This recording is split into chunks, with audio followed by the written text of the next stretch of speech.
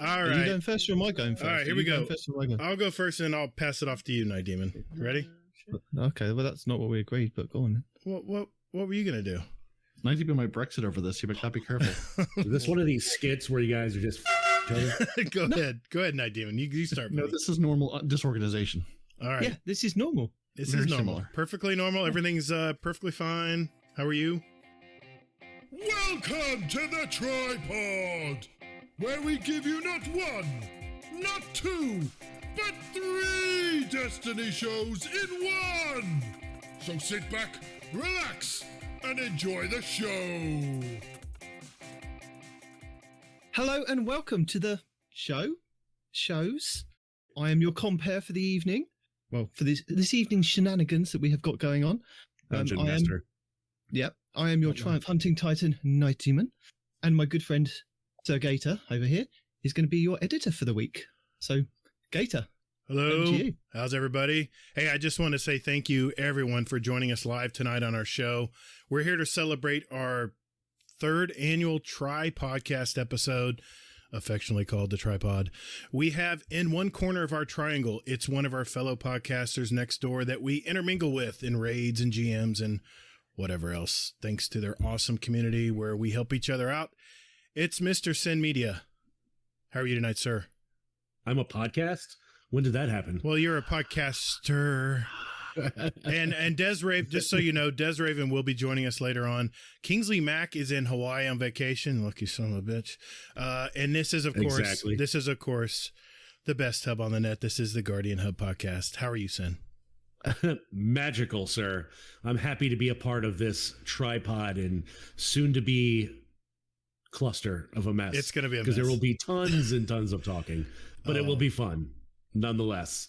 It always is. We're going to try our best tonight, guys. We're going to be semi-professional. In the other corner of our triangle here, we have...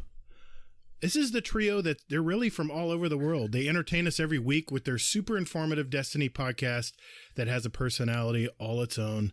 I listened to these guys when I was just thinking of doing a podcast, and I have to say this is part of my inspiration to do it. It's Mr. Peroty, Nitedemon, and who can forget, no one respawns in real life, with the 2 Titans. Yay! Loud noises! With the 2 Titans and 100 podcast. Gentlemen, how are you all tonight? I'm in DC and it sucks. Well, I'm kind of insulted. I was going to say... I'm not done.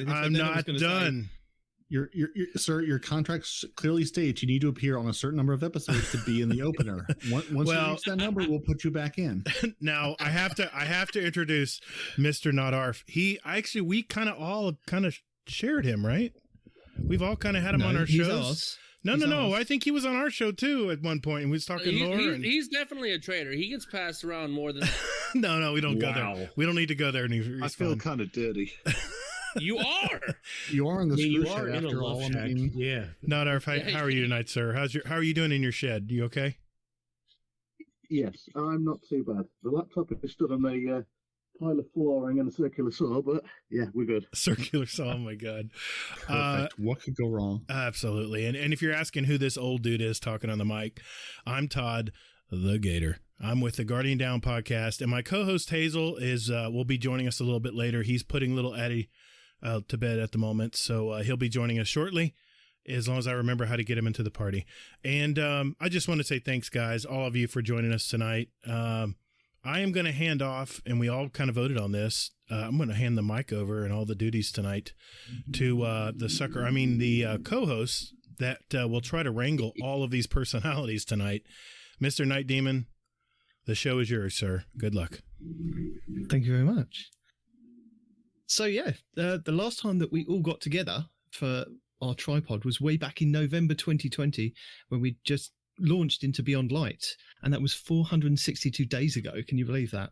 What? So it's been over a year since we've kind of all got together and talked about our love for Destiny as one big podcast. I gotta say, it feels Days good. aren't real. You can't fool me. It feels good, though. It feels Now, good. You say love. Do you mean more of an addiction? No, we don't go there. I mean, for Demon, it is definitely that. So, yeah, possibly. Who? Somebody sounds like an audio log, but he didn't say who. chat's like, he sounds like an audio log. Who sounds like an audio log? Tell me. Anyway, You finished? No, actually, I'm So, still as I said, waiting last to know time that we why all he's met in up- a shed. Because he that. doesn't want to disturb the family. Because Oh, Stone is that Cold all? said so. Because it's after that's midnight nowhere in near the as UK right interesting now. as I thought it was gonna Okay. be. Oh, Arf. Arf sounds like an Ooh, audio log. that's not great. He's doing the Can you best hear he me can. He's doing the best Yes, he can. that's better. Thank you. That's That's not better. better. Just lean closer to the laptop. Yeah. Yeah. Yes. Press your face into the laptop keys. It'll be fine. Well, Yeah, hopefully, so, Arf being here can give us some lore, as well as when Des gets here as well. They can Yeah. collaborate and give us some lore insights. Hopefully, they know some lore stuff. And if you want to, since you're having such an awful time trying to talk on the mic, we can go back to where I would read and you would interpret and answer questions. If you want to do that. We can, yes. What I was actually going to suggest, if I can log out and restart and log back in again, hopefully my headset mic will kick straight in. You try that. You and do I'll you, carry Boo. on reading stuff. Take care. Gator might allow you. We'll see. I'll allow it. We will see. Hey, So, Hazel's not here to veto me. DC. No, nobody's talking about DC. Somebody asked about the drive home, I thought earlier. Well, ask after the show No. because we want to get to Okay. the show. We're, Okay. we're, After the, dark. we're the podcast. They're the Twitch. It's different entities. I know they all look like little people on screens, but it's Twitch different. typed me. Somebody said, somebody Type. vocalized it. Type in your whatevers. I'm gonna type in your face. Anyway. So, as I said, the last time that we all met up to discuss our initial impressions was Beyond Light, which brought us new planets, new subclasses, and a multitude of game changes. It also introduced the DCV, the Destiny Content Vault. So I went back and looked at some of the highlights from. the other podcast. I looked back at the highlights of our notes from that we did from that last one, and this was quite interesting. Trials was cancelled for 2 weeks going into the new expansion because of the Infinite Supers. Do you remember this or not remember yeah. this? I remember that. We learned that the new exotics were only available from the Heroic and Master Lost sectors because that was new. And we had changes to our Ghost. That was the first time we had changes to our Ghost, which included mods that we could insert to give yourself an XP boost. And as a reminder, make sure that you've got your XP boost on your Ghost as you go into Beyond Light, not into Beyond Light, into the Witch Queen. And get into a fire team if you have your artifact unlocked before you turn in your bounties, because you want to get all that sweet XP and double, triple what XP you can get from that small fire team boost. So I just thought I'd remind you of that. I remember. You remember that? Oh, yeah.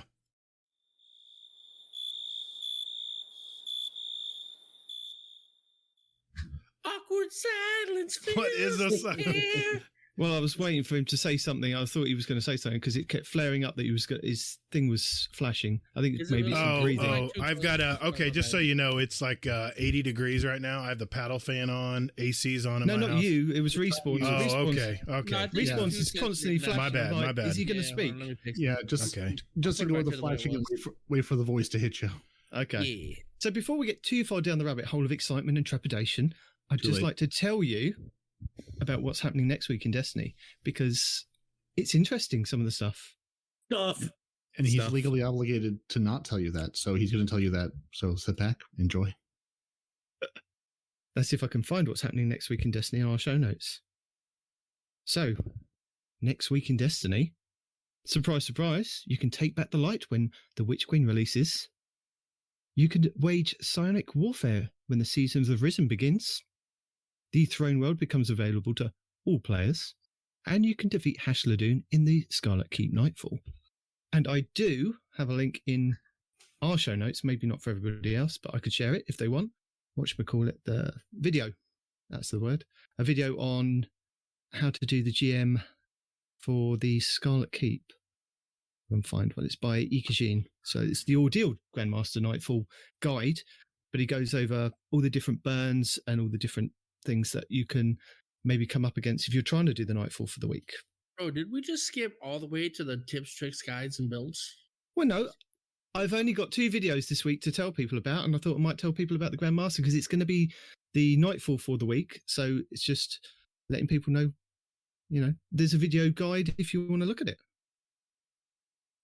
And then you jacked me up, possibly the dude. Lost Sectors for next week, if we're going on the rotation. I did remind people in our live show, but I just wanted to quickly go over if anybody is interested.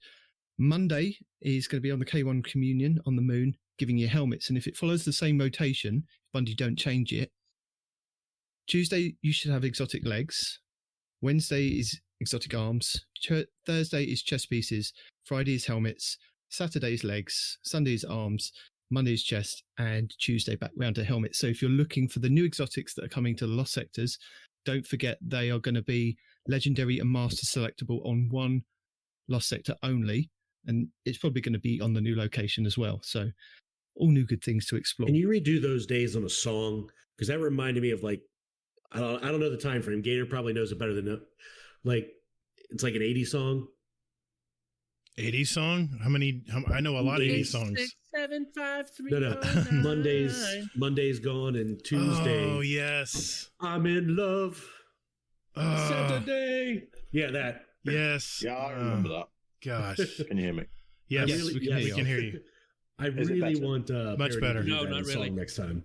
Oh, gosh. I'm in love. I'm trying to think of it. Like your volume is there, but you still sound like you're in a bucket. Sounds like you're in a shed coming to us on a drill.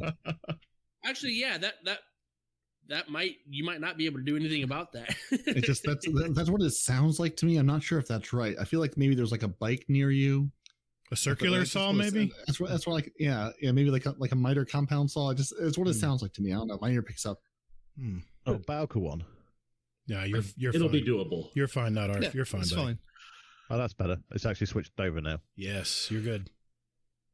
So I just want to check with you guys now that we've got all that out of the way, a little bit of stuff to let people know. Are you ready for the Witch Queen? Is everyone ready? Fine.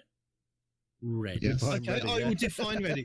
Have you got your bounties hoarded? Have you No. farmed your materials? Oh, Have you no. achieved all the achievements that you need to hunt down before it all Yes. goes away? Months ago No. because I gave up and said no. Yeah. You don't count, and Respawn doesn't count. We talk about this every week. We know what you two think. He's already Data? disappointed in us. Let him be disappointed in you too. Gator, I currently have you farmed enough? I currently have 450,000 glimmers stored. And I Good. use the destinyrecipes.com. I can't plug that site enough because it's so much fun Yeah. to play that little game. What's your score, though? I want to know what your score is. Okay. Live update on score. I will absolutely do that for you. I have 183 bounties saved up, mostly weeklies. And I have, my score is, let's hope it's on the right account. Drum roll.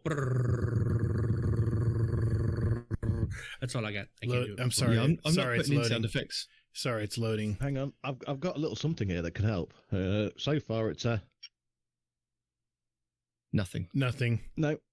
Did you not hear that? I didn't hear Nope. it. Didn't hear it. Sorry, I was in the wrong account. And now it stopped working. Brilliant. Get out of only sins, Gator, and pay attention to the podcast. Hey, chat's saying they're 264. Is that good? I'll give you my score. I think I'm at No, because I'm at 340 points apparently, and I'm almost ready. So no, not good geez. enough. sorry. I got to re-sign in with my other account. Okay. Oh. Sorry. I have You're an only alt. 264? Yeah, I have an still alt don't account. get why you have multiple accounts. I have an Do alt- everything under one. I have an alt Why account. have multiple? Hold on, I'm going to explain. I have an alt account called Get Toddled that is in our I second know. GDC clan, and I'm trying to build that clan up right now. So I'm stocking bounties and that as Where- well. No, not Where his stalking. real friends are. No. Wow. Stocking or stalking? No, I said Because- stalking. Like.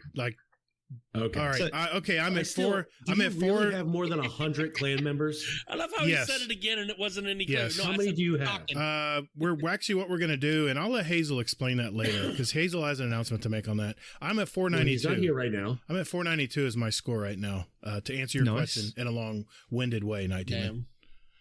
You But- have my sympathies. Running 2 clans, it's a nightmare. I did it for a long time and I gave up. Well, we have like a little grudge match going on between 3 people in my clan right now. It's Zaniac and Larman, Kentucky.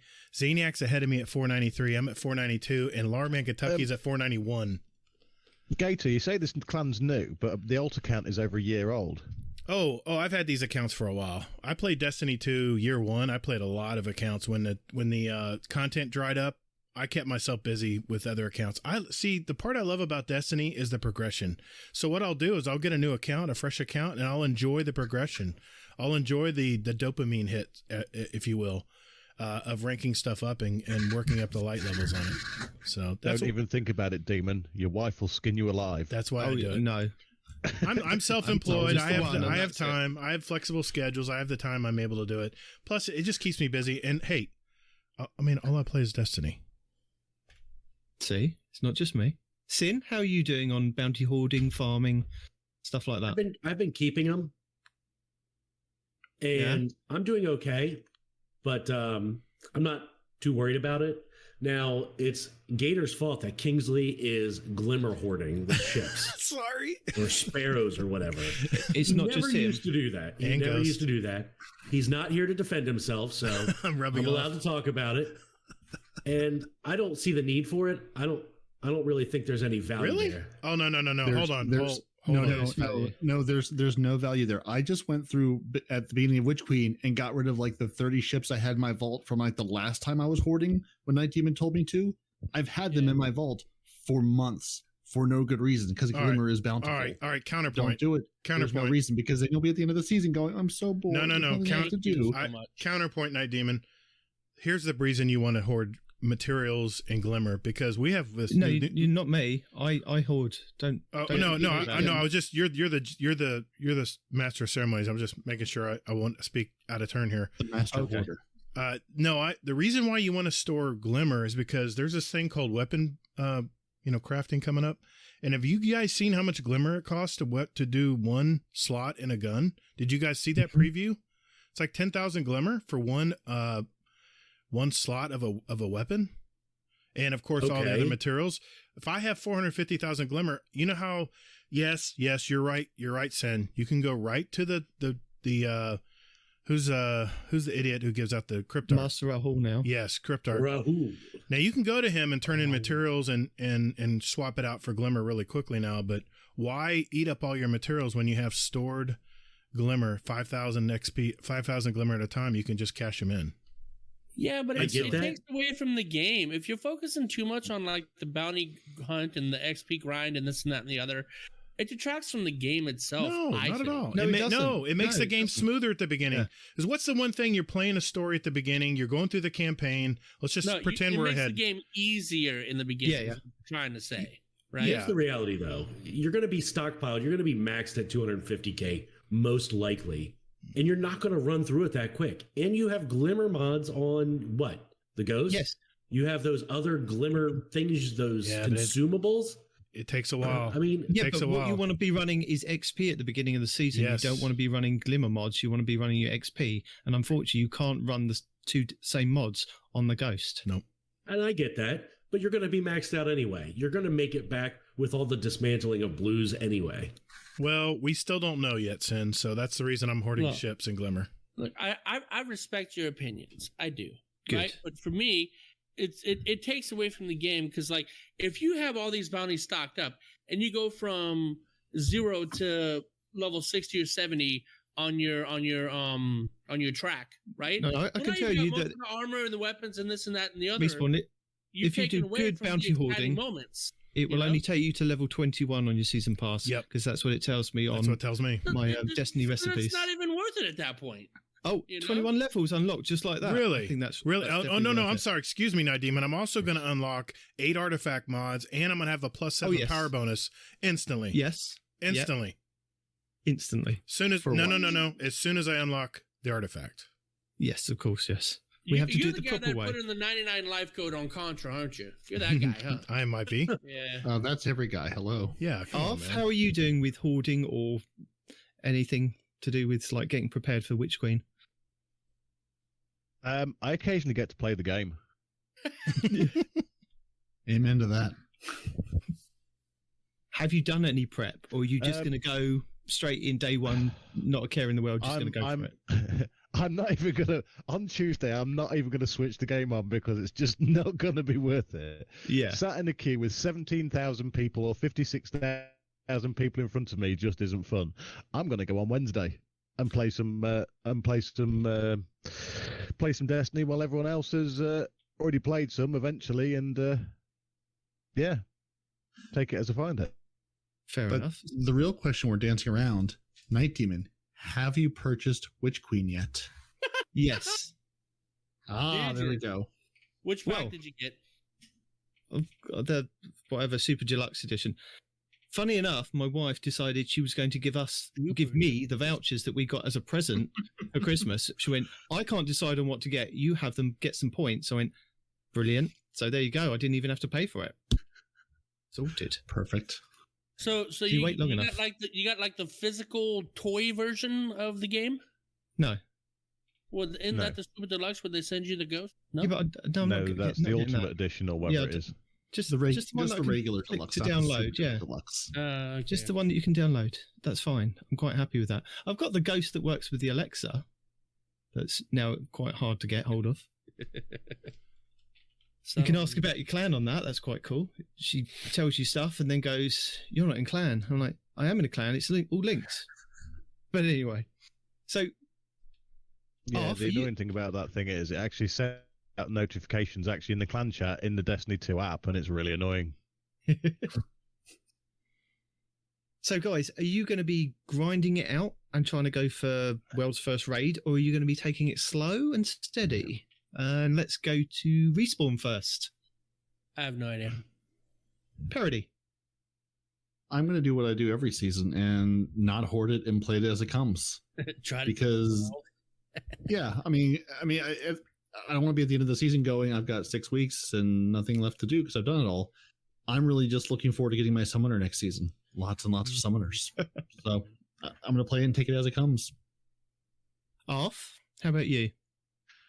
I'll just play it like Peroty says, play it and see how it goes and carry on into it because I'm interested. I really want to see what's going on with Savathûn. Fair enough. Sin, how about you? World's first or going for world's first? Thought you would be. You already got a full crew? Yes. Yeah. And I think an altar too. Yeah. We got a few people that had mentioned interest in it, so I ended up putting a spreadsheet together. Respawn doesn't follow spreadsheets, so there's no point of even getting him involved. No, I need a time and a date. Notes. That's all I need. Time and a date. How about you, Gator? World's first or taking it slow? I am going to play the campaign on day one at normal. Then I'm going to go back, and once I unlock my artifact, I'm going to slam all this XP and get my artifacts unlocked, get my power levels and stuff. Then I'm going to have a little bit of power. Then I'm going to turn in my paracausal boxes, get up to the soft cap, and then I'm going to join the legend campaign and get to 1520 as fast as I can. And then we have a raid group I'm putting together right now for day one. So that's what I'm going for. Cool. So in our Beyond Light show, Hazel and Peroty both said that they preferred more story. So is this what you were hoping in terms of replayability and engagement with like longer stories and either the two different selectables? So you've got the classic or you've got the legendary. Peroty, I'll go to you first because Hazel's not here yet. Well, seeing as how I can't get through the final piece of the story of this season, because I've played that mission through and I've watched the cutscene 8 times and it will not progress my quest, I would like story and progression in my game both. If I had to choose, I would choose progression in my game over the story. Fair enough. I still haven't done that mission, so do you want to just join up on me and we'll try and run through it again? Maybe you're my lucky charm. Possibly. Yeah, to be sure. I need to do it as well. So what about you, Gator? Do you prefer like the longer stories or just the 2 selectable parts of the campaign where you can do classic or legendary? You know, Hazel's probably going to say, I told you so. But I love story, man. It's like reading a book. I know you do. And that's why the very first day I'm going to just put my fire team on private. I'm just going to go through the campaign by myself. I'm going to look around, take my time. No one can talk over the voiceovers. And I'm just going to enjoy what Destiny put together for me. And then after that, hard mode or easy? I'm going to start with normal because I'm going to enjoy the story and not have to try to stay alive. It'll detract from my enjoyment. So I'm going to enjoy the story on normal. And I really think that I think Bungie's going to knock it out of the park with the campaign this year. They're only getting better with the story. So yeah. And that was another question, guys. I mean, Sin, how are you going to be doing this? Are you going to be doing it solo or a team? I'm flexible on that. I'm definitely going with the 15-20 story. I think that's going to be a great way to level up for day one raid race. But if I get a team together, I'm going to definitely try to do that. Fair enough. Arf, are you teaming it or are you soloing it? Are we talking the raid race or are we talking the actual main campaign? Just the main campaign. Are you doing classic or are you doing legendary? Are you going to solo? I'm going to solo the raid. I'm an old Halo player that used to play with all the skulls on and it on legendary. I'd like to do it on heroic straight away, but I just know it's going to be an absolute nightmare. So I might dip my toe in day one, and then leave it to get my ass handed to me, and then come back in once I've leveled up a bit and actually try it again. Respawn, what about you? The get-go. I want to struggle. I want to fight. Things have been too easy for too long. Plus, I really want to get to the end and get that sweet, sweet, sweet 20 light level under max armor. All right. Man. So you're going to go straight in at legendary? Straight in at legendary. Can I have, without popping any bounties and things? And are you going to do it solo or are you going to go with the team? I might go solo. I'm thinking solo. But if they have one of those, put me with other people kind of thing, I might do that. But probably solo. I've got a question for Nitedemon. I'm sorry for no one response. Sorry, Nitedemon. No, sorry. At what point? No, I do. At what point, Respawn, are you when you're in there for 5.5 to 6 or 7 hours trying to get through the legendary campaign just to complete the story? How long are you going to do that before you decide to just do it on normal? So, let me answer your question with a question. You do know that I'm a prior Marine, right? I understand. Okay. And you do realize Marines have two things that are both an asset and a curse, right? Right. We're stubborn as hell, and we don't give up, right? Okay. So if I'm 5 or 6 hours into there and I haven't beaten it yet, that means I've spent 5 or 6 hours learning how to do it wrong, and I just need to find the way to do it right. Plus, the whole time you're in there, you realize you're still getting drops. You're still leveling up passively. Right. Right? So, yeah. Okay. I'm just stubborn. It's just an experience. I like your thinking there. I like that. I like that attitude. That was it, Nitedemon. I'm just curious who, because I know Mr. Monkey has a wager with me. He's going to run the legendary day one by himself. And I said, if you give up and you don't do it, and I'll even give you a few days, I get to change your name for a week. And if he does get through and get it done, he gets to change my name for a week. So we'll see how that turns out. I'm just curious at what point you decide to just get a group or just decide to enjoy the story. And, you can always come back and do it afterwards. You can do both. You can still enjoy the story while grinding, while getting your ass kicked, Yeah. It's not a one or the other kind of thing. Okay. No, question answered. I'm good. Fair enough. Just stay really far away with a sniper and a scout, and you'll be fine. I am going to watch that stream. I'm going to watch that stream. You spelled Telesta wrong. Oh. There was one point when the Forsaken campaign came out, and it was the first week's Nightfall, and I got me and 2 other guys together to do the Nightfall.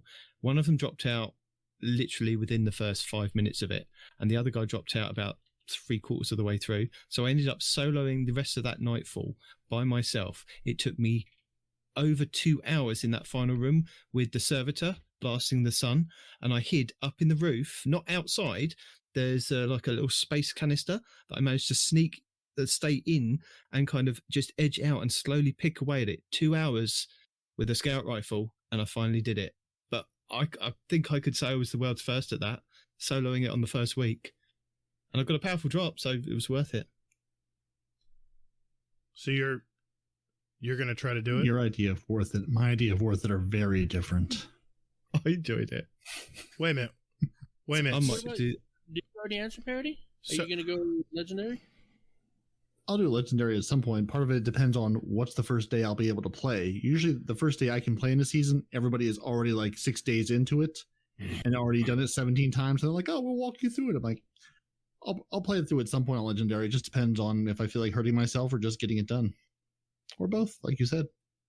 Funny thing is, when I was listening back to our last tripod, you were speaking of Peroty. You were speaking about like Bungie getting into developing like full-length big screen stories that you could just watch on the big screen. So you must be glad that they've paired with Sony to kind of bring us that kind of cinematic universe.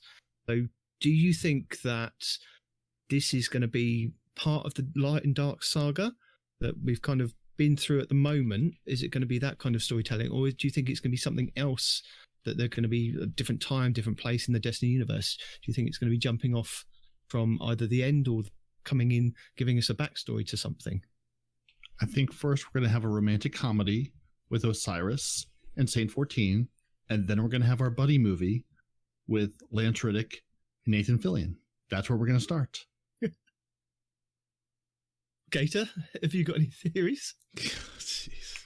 Any hopes, any desires on films, TV series?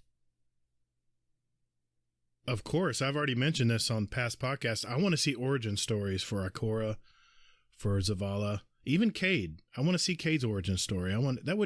That's just prime entertainment right there.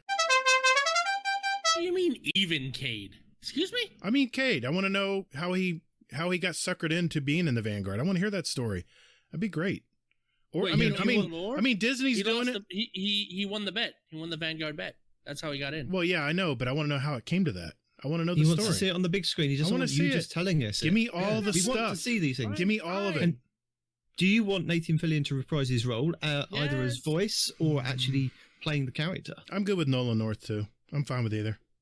What are your thoughts of Peter Dinklage as Cade? No, I don't think that's going to work. Sin, absolutely. Have you got any feelings on this? Where you'd like the Destiny universe to go cinematically? No, I don't have any opinions on it. Nothing strong. I'm here. I'll take it as it comes. Pause. Fair enough. What about you, Arf, from a lore standpoint? What would you like to see?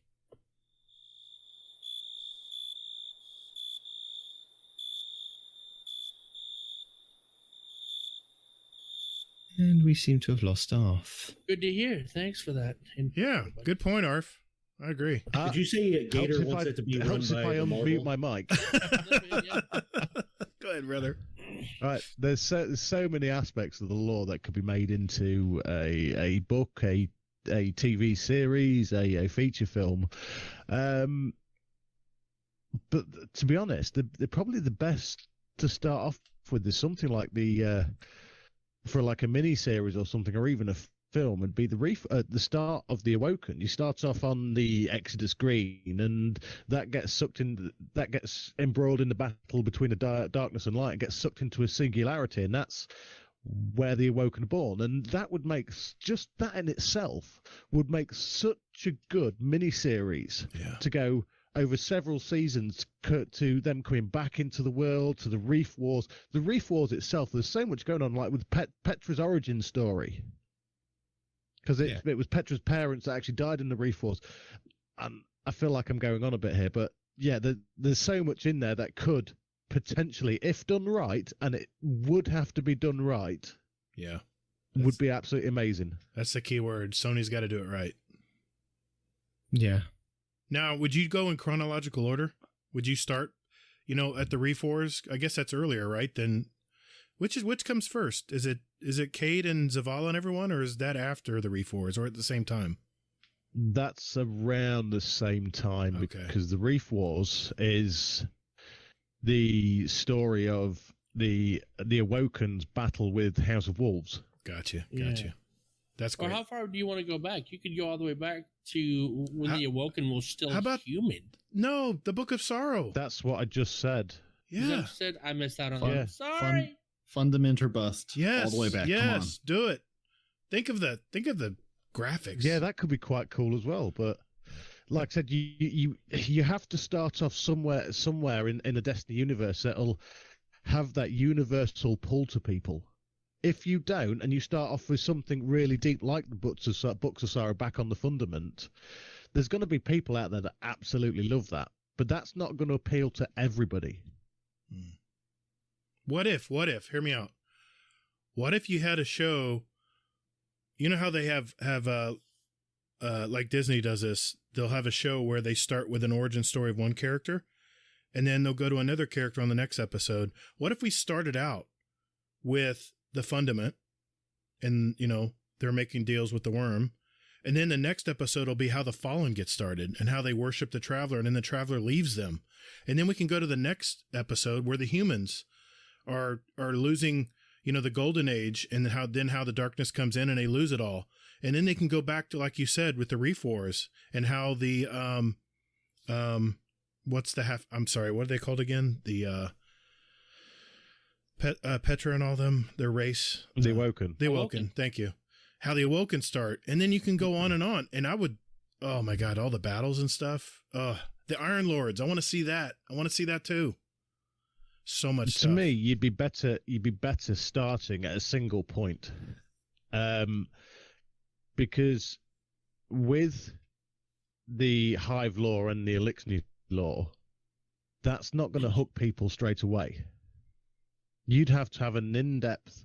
You'd have to almost start off like Destiny 1.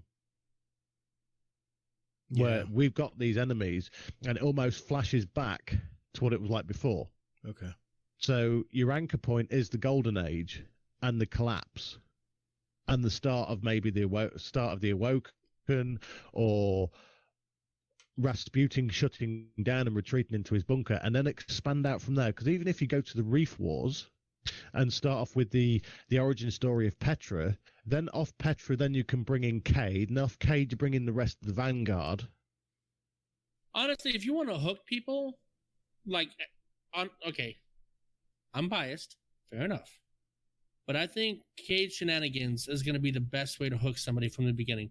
And then once they see the Cade shenanigans, then you branch off into the other two of the Vanguard. And then, but I almost see them doing that with meet him helping Petra out in like the Reef in the Reef, and then he'll have his own mini series, almost like the Mandalorian. Cade's in some kind of, you know, shenanigans or whatever. He's like getting blown up, and he goes, "Yeah, that's me. I bet you're wondering how I got here," kind of situation, you know. And then it backtracks a little bit, kind of, and then get you hooked into it. I think Cade would be the best way to get a large audience hooked onto this.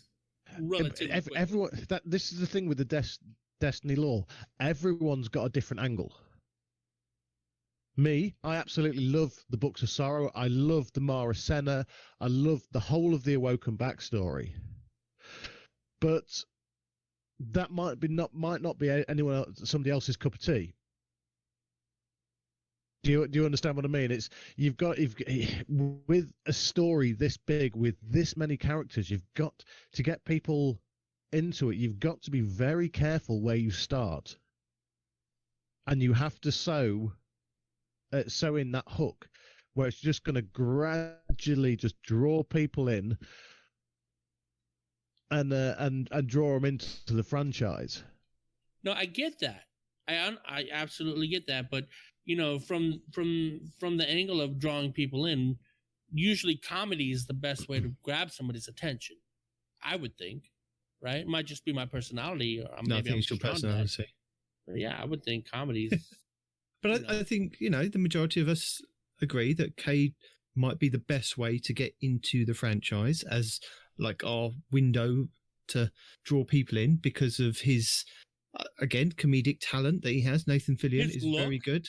He looks like a robot that could draw in the sci-fi guys immediately. Like, hey, the robot is doing stuff. Okay. I'm excited and curious to see where they go, because it's sort of like, and I'm going to use this analogy and everyone will have a gut reaction, but like Game of Thrones, it's walking into a world where you've got 1 trillion characters and you're trying to introduce them all. So I'm really curious where they start. If they start big and try to say, hey, here's everybody all at once, or if they do sort of like what Arf was saying and say like, hey, let's introduce you like 2 or 3 people at a time and like build this world with you. Because obviously you've got a big fan base coming into this game, But like whereas you can make a Halo movie and you have a Master Chief, he is like the one central character you can really base this around. Yeah, but in the game, honestly, the Vanguard is really the three big names, though, right, Peroty? I mean, there are a lot of characters, but there's only three that really matter. That's all well and good, but you've got to look at this on a bigger scale. You've got potentially 2 million. Well, they said, what does it say? 2 million downloads of Witch Queen. So you've got 2 million hardcore fans there that are actually wanting to actually know about this stuff and wanting to watch it. Though? But in terms, because that's I'm just going off a ballpark that knows something about the game. Ballpark figure 2 million. In terms of a mini series, 2 million views. That's nothing. Do you understand what I mean? That's nothing. That's a drop in the ocean. Mm-hmm. They're going to want 10 million, 15 million, 20 million views of the first episode to even start to capture people's imagination. And people out there going, yeah, this is brilliant. Watch this. And they want that next viral hit. And they've got... Yeah, again, and like in Thrones style. Yeah, in the terms of almost throwaway media in this day and age, you've got to get that hook in and you've got to sink it in first time. You've only got one chance to do that. Disney have done it quite right with The Mandalorian and the Book of Boba Fett, and I wouldn't say Disney. Isn't the guy that came back with the Boba Fett the same guy that did the MCU movies? That guy. No, Dave Filoni. Thank you. Dave Filoni did it right. It wasn't Disney, nothing. Disney ground it into the ground like yesterday's crap. Look, you're getting off topic. Yeah, maybe. Having a go at Disney. Anyway, Hazel has now joined us. Welcome, Hazel, to the show. Hey. How you doing? Good. I've been singing We Don't Talk About Bruno for the past half hour. So yeah, I'm good. Just like every other family. Yep, well done. Perfect. Yeah, exactly. I'm sorry. Talk about Bruno. Is it Bruno with an R or Bruno with a W? That's the important distinction. It's Bruno with a W. So to catch you up, Hazel, we want to know, are you ready for the Witch Queen? Yeah, I've been ready for like 6 months, however long we've been waiting. Have you got all your bounties hoarded, all your materials farmed? Yeah, I actually cashed in a bunch of bounties already, so I'm all prepared. And have you achieved all the achievements you needed to hunt before we get to the Witch Queen? Yeah, I have all the Tangled Shore ones. I mean, all the ones all the titles and things like that I care about. The only ones that I'm missing are basically just the ones about the raids. Okay, fair enough. And are you going to be grinding it slowly or fast to get to Worlds first? Well, I'm jumping right into Legendary. So I know that my partner in crime, I know he's going to chicken out and go the long way. No, just going to do it smart. I'm going to enjoy the story. Chicken out and go the long way. And I'm going to go with the original route that they intended, where you play it. It's a little bit of a challenge, but really how much of a challenge is it possibly going to be, honestly? Yeah, I'm laughing too, Nitedemon. I don't think it's going to be that much of a challenge. I think it's going to be 1520 light and you'll be 1350 and you'll be going, I'm just getting one shot by a thrall. No thanks. I'm just going to avoid that frustration and just enjoy what Bungie laid out. I'm coming back to do it afterwards. God. Well, of course you are. Yeah. So, Hazel, something you said in our Beyond Light show was that you preferred more story. So is this what you were hoping from Bungie, with like either the two selectable campaigns, the classic or the legendary? And do you think it's going to be a longer campaign? Well, I mean, from what I've gleaned from everything is that I think the campaign, I mean, I've heard like things that people are saying that it's going to be as long as God of War, to I've heard like 8 missions. Okay. So I'm thinking it's going to be the 8 mission route. I mean, I think it's going to be pretty straightforward to a degree. It could be Taken King kind of, you get your 8 missions, you then complete it, and then there's more stuff to do after. Or what? I think what they're going to do is a little bit different for this year. I think this whole year is going to be basically Witch Queen itself. So I think by the end of it, yeah, it will be the length of God of War at the end.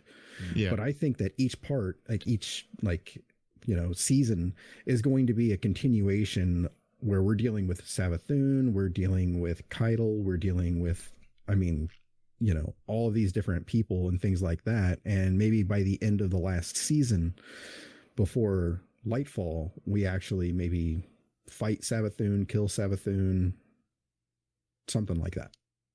Okay. See, I think it's going to be like Forsaken. I think you're going to finish the 8 missions, and then it's going to open up. And then it's going to open up into several branches. I just want to make sure I'm on the record saying that. Okay. Yes, you can be wrong. Well, we'll see. We'll see. How many guesses have you made already? I'm just curious. Here, I'm going to hit mute. Just remember, we're relying on Gator to make sure that any of this gets recorded. So, I mean, none of this may actually happen in real life past tonight. I can edit it before I send you the final files. Well, yeah. I mean, I'm surprised you haven't guessed like 6 different things just so you can be like, see, I told you I was right. He could have before you got here. No, hey, that's my MO. Well, potentially, Gator could be right here. From what I can tell, the Savathun's throne world is absolutely massive. So they could lock certain section of it behind almost a wall? quest wall. Yeah, quest wall. So do you think they're going to allow you to play the campaign solo and then like in 6 months allow you to play it with friends? Or do you think it'll all be available day one? This is like Halo. I don't think any of it is going to be available day one. Fair point. I'm just going by past seasons and past years when they've got the big content drop. When it drops for the first at least 6 hours, you're going to struggle to play. Well, yeah, we know that. Yeah. But before that happens, do you think that, like Beyond Light, we're going to get the Calamities Protocol kind of end of the season event that will happen like the day before, where you guys got to run around the tower because you were up and awake, whereas us Europeans didn't get to? And I'm still going to go on about it, Bungie. Still angry about it. I missed out on an emblem.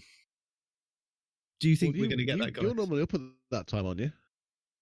So, well, it depends if I'm at work. But yeah. Hazel, what do you reckon, seeing as you're back here? I don't think they are. I wish they would, but I think that they got a lot of flack from people outside of the Americas.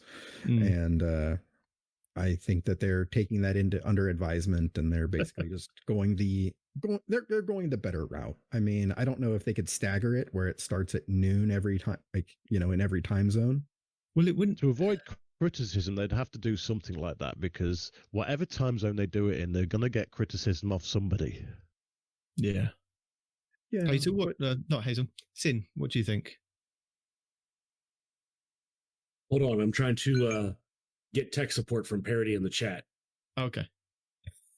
I really wasn't hearing the question. What'd you say?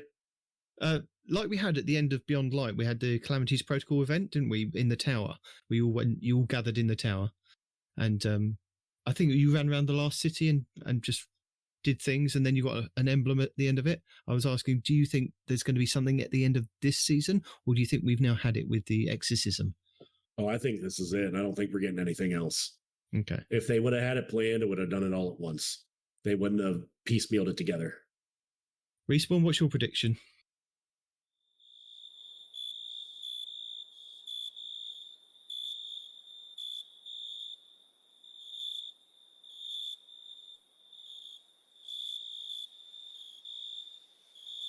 Again, good talking.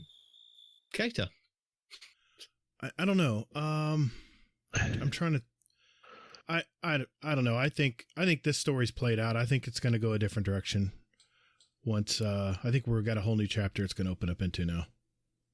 I think it's too late. I agree with Sin at this point. Yeah. I think it's just too late for them to finagle a whole fan base into, a Monday night thing, Yeah. They've done sillier things. I love the live events. I have so many great memories from the last live event, but before Beyond Light, but I don't know if they're going to do it this time. I love pushing people off the tower when the Almighty was coming down. That was great fun. I'll never forget. That worked. Because I think that was reset time, wasn't it? So yeah, it was. Oh, that's bad. That's bad. I remember Gator told me Then you're going to get criticism off the Australians, because that was reset time for them. It was early hours of the morning. Yeah. Yeah. You're not going to please everybody. Yeah, exactly that. Maybe a cutscene then if you log in and then you get an emblem that is just for you. Peroty, what about you? I'm not sure I've done either of the last 2 seasons events. I've either forgotten it or I've been at work or went and got the emblem after the fact and didn't spend 6 hours staring at the sky. Yeah, I suppose with the Almighty crashing, it wasn't a point that you had to be there. You could still go to the tower afterwards and collect that emblem. But with the Calamities one, you couldn't because the servers went down. It was just like they shut it off and that was it. So I think if they did something where you could still go and collect said emblem or ship, seeing as there's a ship missing from the database that we were meant to get that they now saying that we're not getting because it's not part of anything. Just saying. So yeah. So it's back to Mars we go, apparently.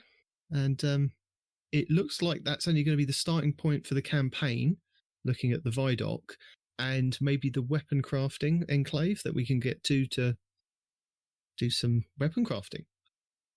And we've seen on a few areas of the map from Savathun's Throne World in the trailers and the Vidocs that we've got the Quagmire, the Fluorescent Canal, the Alluring Curtain, the Apothecary, and the Court of the something.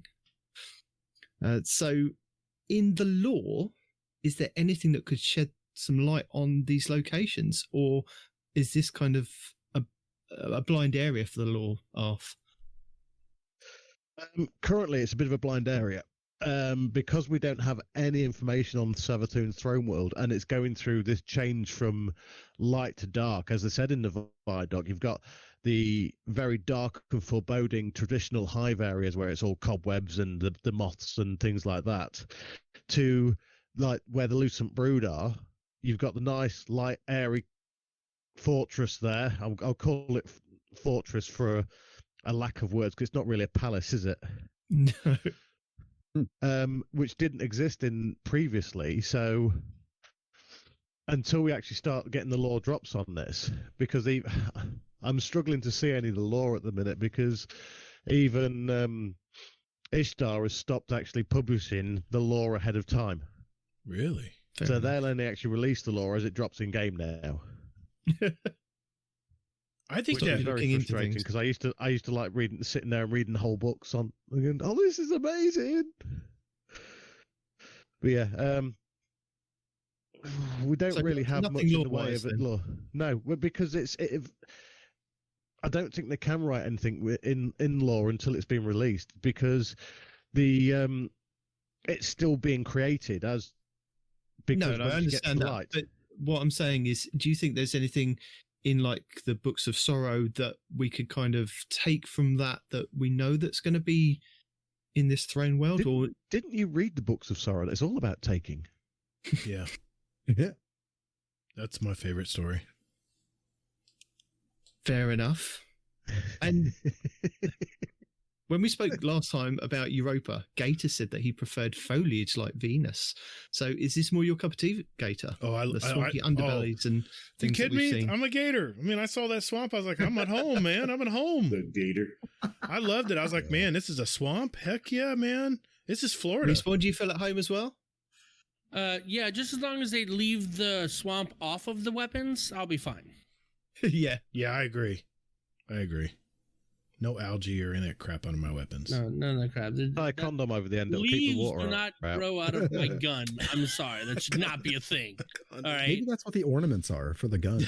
A condom? Yeah. As long as it's ribbed and purple, I'm good. Oh, come on. Seriously? Usually that's my joke. I know. I took the low-hanging fruit this time. Sorry. No, wow. You have to find it. Low-hanging fruit also kind of goes back into that joke. That's just not cool. This goes back to Peroty's comment about the worm launcher. Sin, how are you feeling getting the tones from this new swampy area and the Throne World that we're going to? Well, I mean, it'd be magical. It's always magical. It's only swampy for a little bit. Like if you watch the Vidoc, the swamp is the transition from what she used to be to what she is now. right? So the swamp is her past hive self, and we travel through that to get to her current throne world. So I'm assuming the swamp probably ain't going to be that big. Well, no, it sounds like it's going to be like different areas, like different biomes. So like that area is still going to be there even later on in like Witch Queen. Yeah. Oh, is it me or is that? With that, sorry, I was just curious. Is it me or is that big wall? Does that look like an arena, like a gladiator arena inside? I keep thinking on the other side of it, it's going to be like the Gladiator movie. You know, doesn't it look like an arena?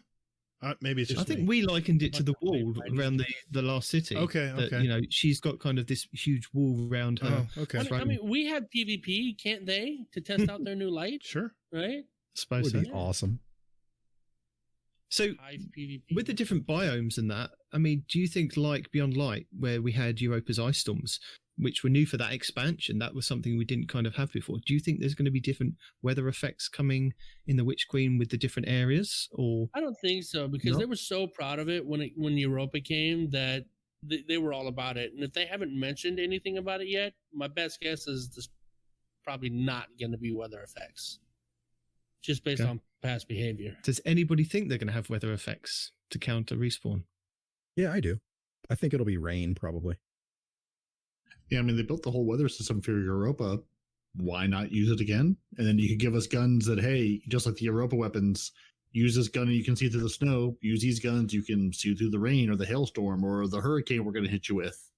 Do you remember that whole debacle with the weapons? So you can get these weapons now that have got the red scopes so we can see in different things, and then nobody's used them since. Nobody's mentioned the fact that we get these scopes that you can see through. Sorry, Arf. Well, the snowstorms don't actually last that long. I can see them using the engine or mechanic for it, but maybe like a fog effect more than anything else. Yeah, that could work. Yeah, I think they should have. With it being a throne world, I can't see how much weather they'd actually throw in there because it's created by Savathun. I could see a giant tornado moving through because there's this other game I love that use that same effect and it works so well.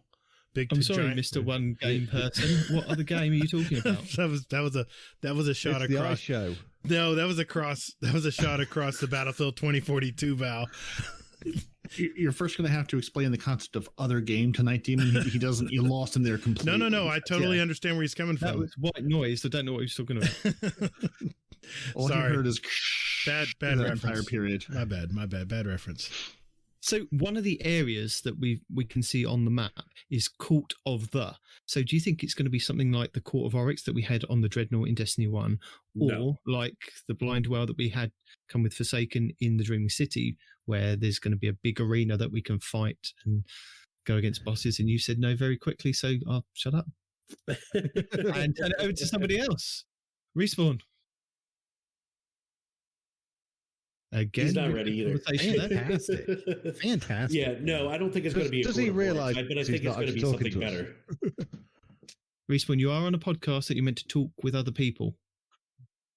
But he's talking to his chat. He likes them more. I'd like to say the lights are on, but it's not even lighting up. Makes a change. Arf, do you think we're going to have a court of something to do some battle in? Is it in Savathun's nature to have a court of something to fight? Well, it's the whole nature of the Hive. They're a very feudal society. So you've got your Savathun or your Oryx or your Ziva Wrath that's the top of the pile, and then they've got their courtiers and minions below them. So you've got your lords that report to your king or queen, and then you've got the captains that come up to them. So there's going to potentially there is something there with regards to the actual setup of the society that they have with the Hive. Whether this changes or not with the he flashed then with the with them actually going over to the light, I don't know. I think it's going to be a case of let's suck it and see when it comes out. Well, they're not going to the light. They're using light abilities. Who are you? They're not becoming good. He's come back. He's come back to talk to us. He had to do research first. Hazel, what do you think? Do you think there's going to be a court of battle somewhere? Yes, I think they have to. I had to get my food, dude. Chill. I think they have to. I think they're going to have a bunch of callbacks to Taken King and things like that. Yeah. And the Dreadnought. And I think it just makes sense for them to have a court of something, which is basically like the court of Oryx and, you know. So don't these people say I love you by trying to kill each other? Yeah. Well, so with that said, do you think this is going to be like a copy and paste of the Taken King with regards to story and the way that we fight through it? So we get to like we did with Oryx, and we fight Savathun, we beat her, and like we did Oryx, then she retreats into the raid or somewhere else, and she's the final boss somewhere else down the line.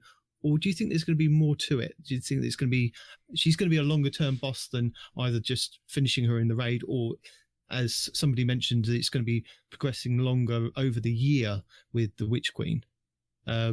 Gator. I do not think we're going to be fighting Savathun in the raid. I think it's going to be a dark enemy we don't know about yet. We already know that much. What do you mean? He's asking if Savathun's going to retreat into the raid. I said no. She's not. No, I'm okay. But yeah, we already know that. So you think it's going to be somebody coming to kill her? We're gonna kill the person coming to kill her? I don't think we're gonna kill Savathun. I don't think. Okay. I think she might possibly, maybe an outside chance that she might be trying to help us fight the darkness. I don't know yet. It's too early to tell.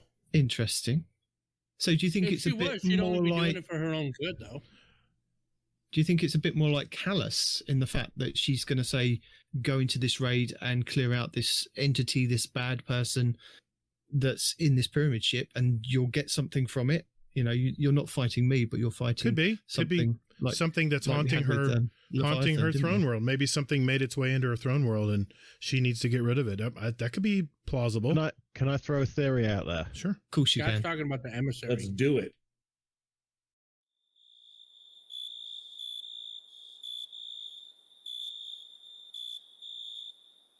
Did you throw it? Did we catch it? Was that a respawn theory? Love Shack's got some aluminum foil up and its signal's not getting out. Right. Arf, I think that's a really great theory, but I'm not sure you're looking at this the right way. Yeah, I don't know, Arf. I don't know about that. Maybe it's turning off and on again. Move the rabbit ears. You muted yourself again. Move the rabbit ears. On the laptop. Could you imagine if we had rabbit ears on the laptop? Wait, you don't? What did they sell me? Dang it, Arf! You say that, and then you leave us hanging. Now I'm chomping at the bit to see what you have to say about this. It's in suspense. Until he comes back, the chat's talking about killing the emissary. Maybe that's what we got to take out. Mm-hmm. But are we again? Seem to be doing it for Savathun. Why would we want to go and do something again for Savathun when she's just kind of tricked us at the end of this season? Yeah, but though she honored her word. She honored her. She did promise. Yeah. I don't know. I mean, as much as it pains me to say this, I agree with Gator. I think that she will be an ally. Excuse me, I choked on something. What'd you say? Why does it pain you to agree with him? Agree with me? It's who are you, man? It's like you agreeing with me, Nitedemon. Imagine how that would feel. Look, buddy, I agree with you sometimes. I just don't tell you when I agree with you. Yeah. See, I'm a better host because I'll agree and I'll tell Gator that. I've told you I've agreed with you before. Not to give Respawn such a big head. Yeah, I know. That's the reason why I don't do it that often either. So hopefully Arf comes back with his theory. I don't need a big head. I've lived with people like you denying me my whole life. I believe in me. I don't need you to believe in me. So while we wait for Arf to come back with his theory, do you think we're going to be getting new enemies? Not like the ones that we've seen, like the Lucent Brood, but similar to how we had with the Briggs and the Wyverns that were introduced with Beyond Light. They were kind of something new that we hadn't seen with those two different races. Do you think there's going to be something similar that's introduced with the Hive? We're going to get some new variant of the enemies? Yeah, they're called Guardians. Not that something we haven't seen. I doubt it. So we might get a different type of Scorn? Maybe. They do like introducing things with like these big expansions. Sin, somebody say yes. I don't go with it. Win rates come back. Why are you looking to me for acknowledgement? I haven't seen anything new. I see more scorn in that's some what of I the mean. We trailers. didn't really see the bricks or the wyverns until we were actually in there. Yeah, that's and we were true. like, oh my God, what are these things? That's true.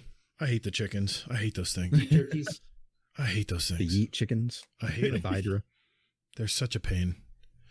I would love to see a new enemy, but I don't think so this time around. I think we're gonna see our usual enemies we've dealt with in the past. Okay. I think Arf's back in the audience. Helios says he wants to see supersized Thrall Nitedemon. Yes. Massive Thrall. Well, Like- we had the tiny little screebs, didn't we? So why not massive Thrall? How about Thrall that just went straight to Ogre? Doing void shoulder charges at you or arc shoulder charges? Yes, like a Thrall kind of ogre. Yeah, just a massive Thrall in the style of an ogre. So it doesn't do an eye blast, but it scratches at you, scratches the floor, throws rocks at you. As long as it doesn't have a stomp mechanic, I'll be fine. Well, no, they have scratch mechanics, the Thrall. Whatever, you know what I mean? And explosion mechanics. Yeah, we don't like them ones. You could have a whole crater of Thrall. It'd be a big crater. Big Thrall. Arf's got his hand raised, Gator. Yeah, I've invited him. Oh, hell. Let me do it. I'm sure Gators doesn't know how to do it. What? I did it, No, right? I did it. Took him about 6 I years to invited get him. everything. No, I invited him. I did. Arf is back, and hopefully Arf is back with his theory. Right. Down Yes. It's over Don't to ask you me with your what happened theory. there. I just got You're a killing me, Arf. screen You're and a killing me. buzzing in my ears. You're killing me. You leave me hanging like that, and then you leave. Savathun got to you before you can come up with your theory. She doesn't want us to hear it. It was almost perfect timing, wasn't it? Yeah, It was. Right, it the was raid. perfect. You could have done raid. it better if you tried.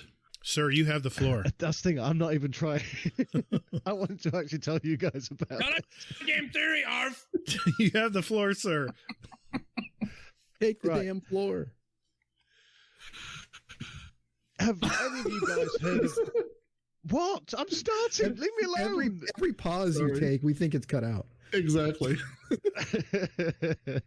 Right. Have you guys heard of Sure Ido? sure, Odo. Yes. Yes. Partner and protector and previous Queen's Wrath to Mara. Hmm? Well, she had a The one dream. that's supposedly dead? Yes. You had a dream. Shh, we're going with the story. She had a dream. And in that dream, she saw Mara cracking open a pyramid ship and rescuing her. So I think that's potentially what the raid is. We are going in there to pull out Sure Ido, potentially. Oh, shit. Oh, That I would be like awesome. that. I like that idea. What does she have to do with Savathun?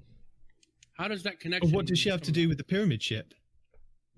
Well, this could be why that Mara is weakening Savathun by taking her worm out, so we can defeat her, so she can actually then go into the pyramid ship in her throne world to get Sure out, and we end up helping her, and that's the raid. I mean, if Okay. this was Mara talking about, Mara would have It's just said, "Hey, completely let me out help you. there. It's Give me my probably friend." absolute Oh. codswallop. Gator throws out Maybe. even more worse theories, so don't worry. What? True. What? But you do have that cracked and broken pyramid ship in the throne world. We do. Mm-hmm. And that's my theory. Okay. Okay. So, are there any law implications for us doing that? Well, if she comes back, that would potentially demote Jax. one-eyed chick. What's she called? Petra. Petra. Petra. Sorry, I shouldn't really refer to her as a one-eyed chick. Sorry. Apologies. Yeah, Eye patch chick. Petra is the current Queen's Wrath. Yeah. So her coming back could actually put Petra's nose out of joint because she is the Queen's Wrath and the Queen's lover. So it could actually put Shax's nose out of joint as well. Yeah, that's what I'm saying. Shax is getting demoted.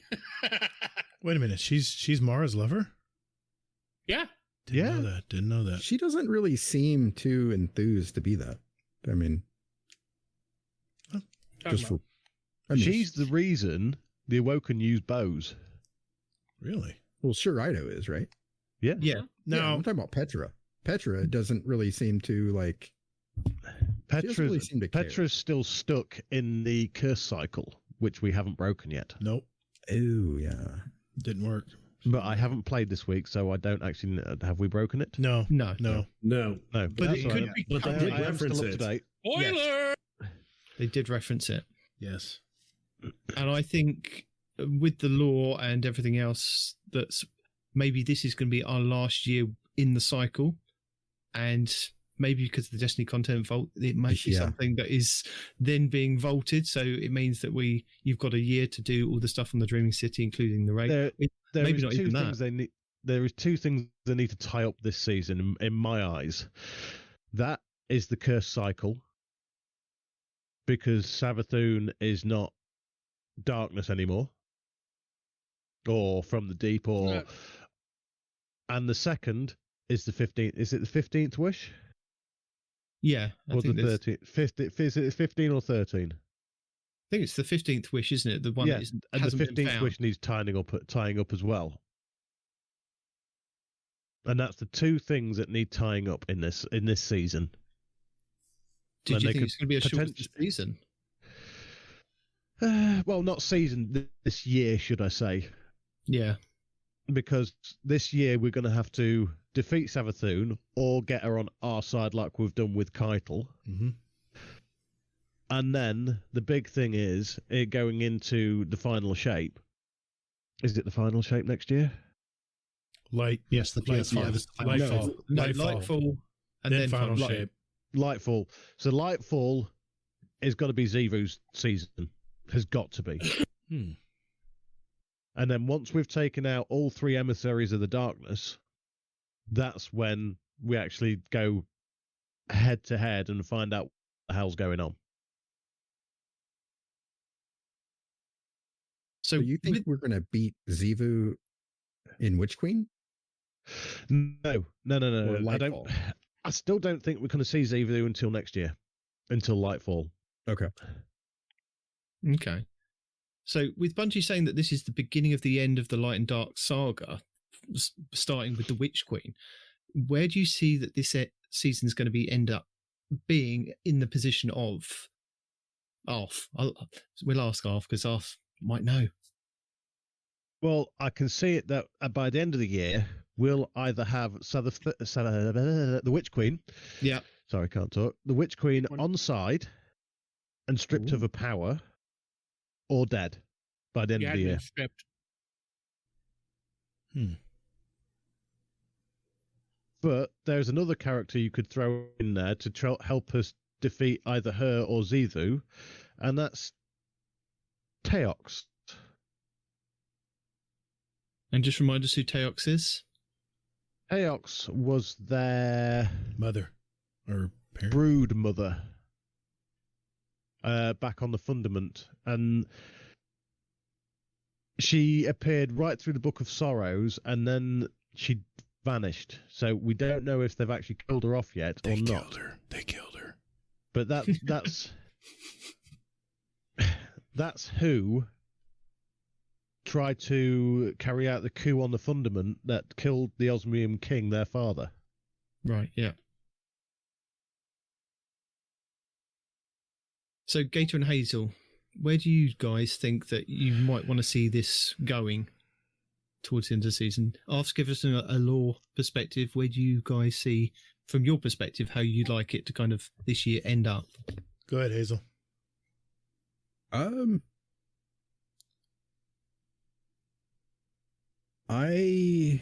What I would like to see, I mean, it makes, it's in typical Hazel fashion. I want to see the world burn.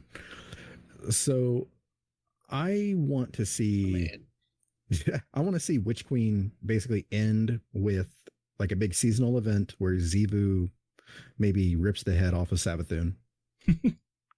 And in her last moment, she gives us darkness power, like that new darkness power. And then it that's like the seasonal event basically at the end of the season. Like Hive Dark magic power?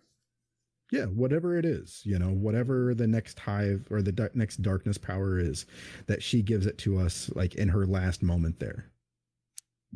Well, if it's Hivey Hiveness, it's going to be the green sort of decay and rot that you see when you get the poison effect off Thorn, or the necrotic grips' effect.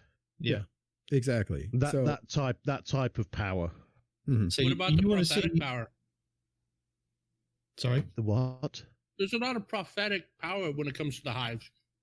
You know, but most of their powers are all based in ritual. Mm-hmm. So the prophetic power is just depends on what terms you actually mean that in, because prophetic power you could just be predicting the future as a prophet, unless you mean something completely different, which is always a possibility. No, that's what I mean. Like I was thinking, like in game, right? Like if you get the power of prophecy, like Eris Morn and a lot of the Hive do and whatnot, like. In game, yeah, but not in PvP, but like in PvE, if you're gonna get hit by something that's gonna kill you, maybe you can like rewind time a little bit and avoid the hit that kill. I don't know, man. I don't know where it's going. That's very dangerous. Popped in my brain. No time to explain. Yeah, it already does that. It's a paracausal bullet from another time that actually hits you in your arc buddy, or your buddy that's beside you when you're shooting. No time to explain. Yeah. So Gator, what was your take? My thought. My answer is real simple. I'm gonna grab my popcorn. I'm gonna sit back and I want to be surprised. I don't want to know what's gonna end. I'm just gonna hang on and I'm gonna just enjoy every bit of how they decide to unravel this story. I thought you were gonna screw with us. My answer is, I'm gonna go grab a popcorn. I'll be right back. Pull an ARF on us. What are you hoping for the end of this year? End of this year? Yeah, with the Witch Queen. What do you want to see kind of going into the tail end of it?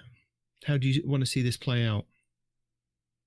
I'm getting your predictions now so that we can look back in a year's time and go, you were so wrong. So you can tell me how wrong I am? Well, I think this is where you just cut in what I'm going to say a year from now, and then I'll look genius. It'll be fine. Okay, we'll do that later. Yeah, Peroty, just PayPal me, man. I'll put whatever you want in there, man. This. Yep. Yeah, again, I follow the seasonal lore by playing the game, usually with the sound off, and then I'll go back and watch the clips later on as people put them together. So I'm just happy there is a story. I'm happy there is some lore. I'm hoping, honestly, by the end of this season, or the end of this year rather, I'm watching this on TV or movies, or I'm watching, full live action versions of the story play out. That's what I'm hoping for.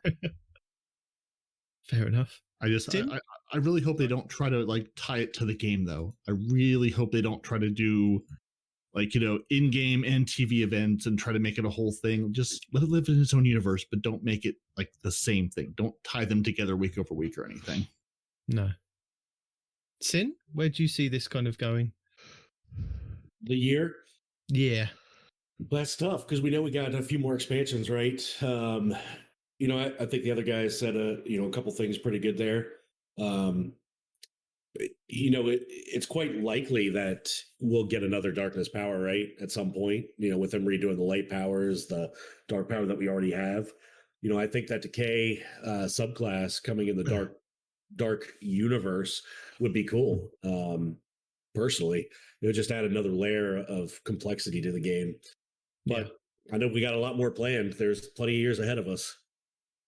Well, it looks like we're going to get the light subclasses reworked this whole year. So it makes sense that at the end of this year, maybe we do get our first or our second toe dipped into another darkness subclass. Yeah, and I'm just waiting for Marvel to tell the story of Destiny because I know Gator really loves Marvel stories. So we kind of know, or roughly know, that the raid will take place in this pyramid ship that's in the Throne World. What do we expect from the encounters? I mean, you guys have done a lot of raids, Respawn, Sin, Gator, Hazel. You guys know your stuff about raids. You've been there from Destiny 1 and Destiny 2. Is there going to be similarities between what we had with Crota and Oryx, or do you think there's going to be something different? This is going to be entirely different. I mean, from a mechanic standpoint, from a standpoint that we have light, from 8 different angles, it's going to be completely different. I mean, do you think that the light and the dark are going to take be a big part of the raid? No, I have a feeling the hive worms are going to play a big part. I don't know why. I have a mechanic where you got to take a worm from here and put it over there, or carry a worm halfway through a raid and put it next to a wall that's got a detonator. Some kind of mechanic that has to do with the worms. We have a worm cannon. You take the worm, you put it in your gun, you fire it at the enemy. It goes boom. Well, you say worms. Do you think there's going to be another hive god that we have to fight, a bit like we did on Mars? Technically, the larvae. Yeah, larvae. Yeah, I mean, you're going to shoot it and it's going to go splat. So like the big worm on Mars? Yeah, I can't remember his name now. Zol. Right. Zol. That was it. Do you think there's going to be another worm? I've seen the trailers. Yeah. Actually, I was looking at this the other day. That last trailer they've just released earlier in the week. Did you count the worms? 3. That reared out the ocean? I think there were 3. Yeah. Yes. How many worms were there overall?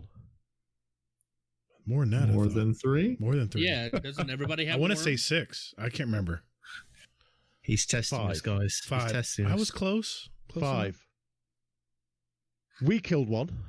Zol. We killed Zol on Mars, and it was supposed to be this worm god, and it was easy. Easy button. That was back before they had writers. It's okay. But overall, I actually quite like that expansion. Wait a minute. I actually thought that was the worms coming out of what's that moon that's gone that was covered in water? We always had that dragon underneath the surface. Titan. It's not gone. Titan. It lives on in Gambit. No, that's if you actually read the Return of Kraken Mare, and that'll explain exactly what that is, and that's native to Titan. Wait a minute. No, fair enough, but like when I saw those coming out of the water, I thought, like a dumbass, that it was those dragons coming out of the water on Titan. Yeah, I never claimed to be anything. Wait, what was the second worm? What was the second worm we killed? We didn't kill it. A lot more into this than I do. I watched. We didn't. That's very pretty. We didn't kill it. Hmm. Oryx did. Oh, that's right. Oh, yes. And that was Akka. Was it Akka? Yeah. Took a piece of Akka. A piece of her. Him, whatever. No, he took a piece of it. I thought he did. I can't remember the name now. Is that what he created his ship out of, wasn't it? Yes, it was. I remembered something. That's a great book. If you guys haven't read the Book of Sorrows, I had no idea about any of that. We let Arf read us the Book of Sorrows. Yeah, but it's in the very first lore book. Me read it for weeks. How do you not know about this? I didn't know he killed the worm. I didn't know he used the worm to make a ship. He killed his sisters to take their power so he could do it.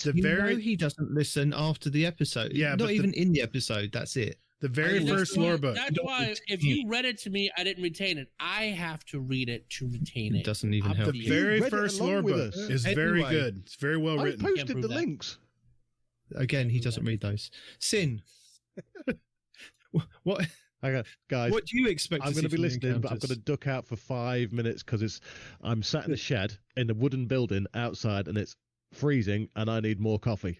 Put the girls to bed and take your spot back. Sin. What do you expect from the encounters, my friend? The encounters inside, just in general. Yeah. Oh, I don't know. I've learned not to have too many expectations when it comes to that. I don't even know what you're talking about with all these worms. Like I've never really been big into lore, so I don't really pay too much attention to that. It's probably the wrong thing when I'm playing Destiny, right? I should probably pay attention to it more. Where's Kingsley when you need it? Yeah, just one of those. Can I make it a gun? No, I'll give it. Yeah, see, Sin, you have the same mindset I do. There's the enemy. We need to put bullets into that enemy. Keep firing until the enemy is now no longer the enemy, and it's Swiss cheese with bullets. That's it. Right. And then take what's left of the enemy and make a new gun out of that enemy. Yeah, we've been in one pyramid ship, and we've faced some kind of ghosty versions of prior enemies that we've also fought. Do you think there's going to be things like that, or do you think there's going to be different things? Do you think it's going to be the ship is just the shell, and then inside is completely different, and the encounters are going to be something to do with like Savathun's Throne World, or do you think it's going to be more pyramidy? I hope it's more pyramidy. I love that last story on the moon. That was so cool. Where I saw a vision of myself. That was so cool. Oh yeah. It's just going to be a detective movie. All right. Yeah, I'm down. Well, they keep saying that too, you know? They keep referring to Ikora and her little mystery yarn board. Do you think we're going to refer to that as a hub somewhere? I'm just curious. I keep seeing the board. In the trailers, I see the board like up on a mountain or something. I'm curious. She built a whole Stargate and it wasn't for anything, so I'll believe it when I see it. Fair enough. Gator's got a good point there. Do you think that the board is very similar to how we have with Beyond Light, where we go to the Exo Strangers camp and you can go and put the artifacts in the tent and it says you've done a thing and gives you a triumph or an achievement? For what board you're talking about? It's been in teaser trailers like forever. No Respawn. Yeah. Where Cora's looking at she's got the board and she has yarn drawn to all these different suspects. Her creepy board. Ikora. Oh my god damn it. I was my brain is set on Savathun and her throne world. Sorry, you've been working all day. Thinking, what the shit you're talking about? You've been working all day and you're in DC. I get it. I don't think that's Ikora's board either. Now you have to expand on that. You can't just leave it like that, Arf. You have to explain. You can't do that, man. Now well, if you've actually looked at that board, yes, Ikora's on it. Oh, why would she put her own thing on the board, her own picture on the board? I don't know. Narcissism, duh. maybe Shiraido made it before she disappeared. I don't know. I'm just throwing it out. I've got a question. This is something that I thought of when I was listening to Bife talk about the story about the lore in the collector's edition. Okay. I haven't actually listened to any of that yet. Oh, okay. But go on. It sort of makes is there a possibility that maybe Savathun could inhabit two people? Voldemort style. Split their soul. I don't see Horcruxes. We don't say his name. Say that. We're now that she's are we even sure we? I don't see how because she had the right one. You know, I don't. Right now? I don't. Well, I don't see how because she barely had enough power to stay in. Osiris. Osiris is yes, that's the one. Grumpy old man. Grumpy old man's body. The reason why I say that, but towards the end of the season, if you read the lore, she was actually almost busting out of it. Yeah, this was one of the last entries we got before we chased Sarathun to Mara's court. Yeah. Okay. And they did make a big point of making sure that we all understood that Osiris was back, and we verified that it was Osiris at the end of this week, haven't we? That there was a lot of text, a lot of speaking going. It's definitely him. He's definitely back. He's weak. He may be in a coma, but he's back. Yeah. It's but him. the reason why I was asking is because it makes me think that now this is like major, like crazy thoughts. You've got your hat on. Get your hat on. Yeah, exactly. Tinfoil's there. Yeah. Because I feel like I need to go and get Elemist and actually drag him into this. It makes me feel like maybe that Ikora is actually Savathun. That's been the theory for a long ass time. That'd be interesting. But if that's true, then A, why would she disguise herself as Osiris? B, why would she cocoon herself? And C, we've already heard lore tracks, not lore tracks. Well, you've just done it there. Audio clips where it's talking about how we've removed the worm for her, right? Oh, sorry. So, and then all of a sudden she's Ikora. So what did we take the worm from? You know, maybe Zivu. Well, it depends if they're gonna go down the line of she can that would fracture be her. sketchy, dude. Actually, there's a thought, right? She actually tricked, or not tricked, but it's Zivu that is in the cocoon, and we take his worm, and now he's powerless or whatever. What? That'd be crazy. You heard it here first. Crazy. I'm lost. What? Yeah. I mean, it would make sense if One of you said is it. part of this in some way. Point the gun at the man's and shoot. In game. Oh God, Gator. Hey, he might be onto something. You know what? I'm Team Gator right now. I'm the one that said it. Give me my bounties. Oh well, I'm Team Hazel. I'm Team whoever the said it because all these lights are turned on, man. We all sound exactly the same. He's having a trip. So, what do you all think the implications of this raid being complete are going to be? Like the Dreaming City, we had the different change with it, but they have confirmed that we're going to get, is it a new aspect or fragment, which they have confirmed for our Void subclass is going to be after the raid once it's completed. What do you think the implications are for the world or the story going forward? Is there anything you want to see? They kind of already tell us that the whole point what of respect? this is... Well, like we had with the Dreaming City, that was suddenly affected, wasn't it, when the world's first was completed. The same with the Deepstone Crypt. When that first raid was completed, we had the satellite come down, didn't we? Well, that could be a type of thing where we actually go into Savathun's throne world before she's actually fully activated the light, and then half of it goes light instead of all dark. Okay. So do you think when we get to the throne world, it's all dark, and then when we've completed the raid, it then opens up that top end of the throne world that we all see is white and red flowery? Do you think that could be a possibility? I think that's more to do with the campaign than the actual raid itself. Okay. But yeah, it's possible. It's possible it opens up maybe full access to the pyramid, like we did with the Leviathan raid. Once we'd done Leviathan, we had access to the underbelly. Any of our raiders got any ideas and theories that they might want to throw out there? That's an interesting thought about the underbelly.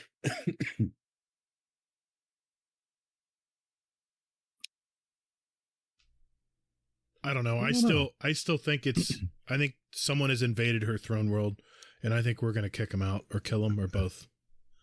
That's my hope. Doesn't that sound like a bit of story rehashing that we had? It could be with Leviathan. You know, go and get this Vex out of my engine room. Go and get this out of my other room, and it's like, do you really want to see that again?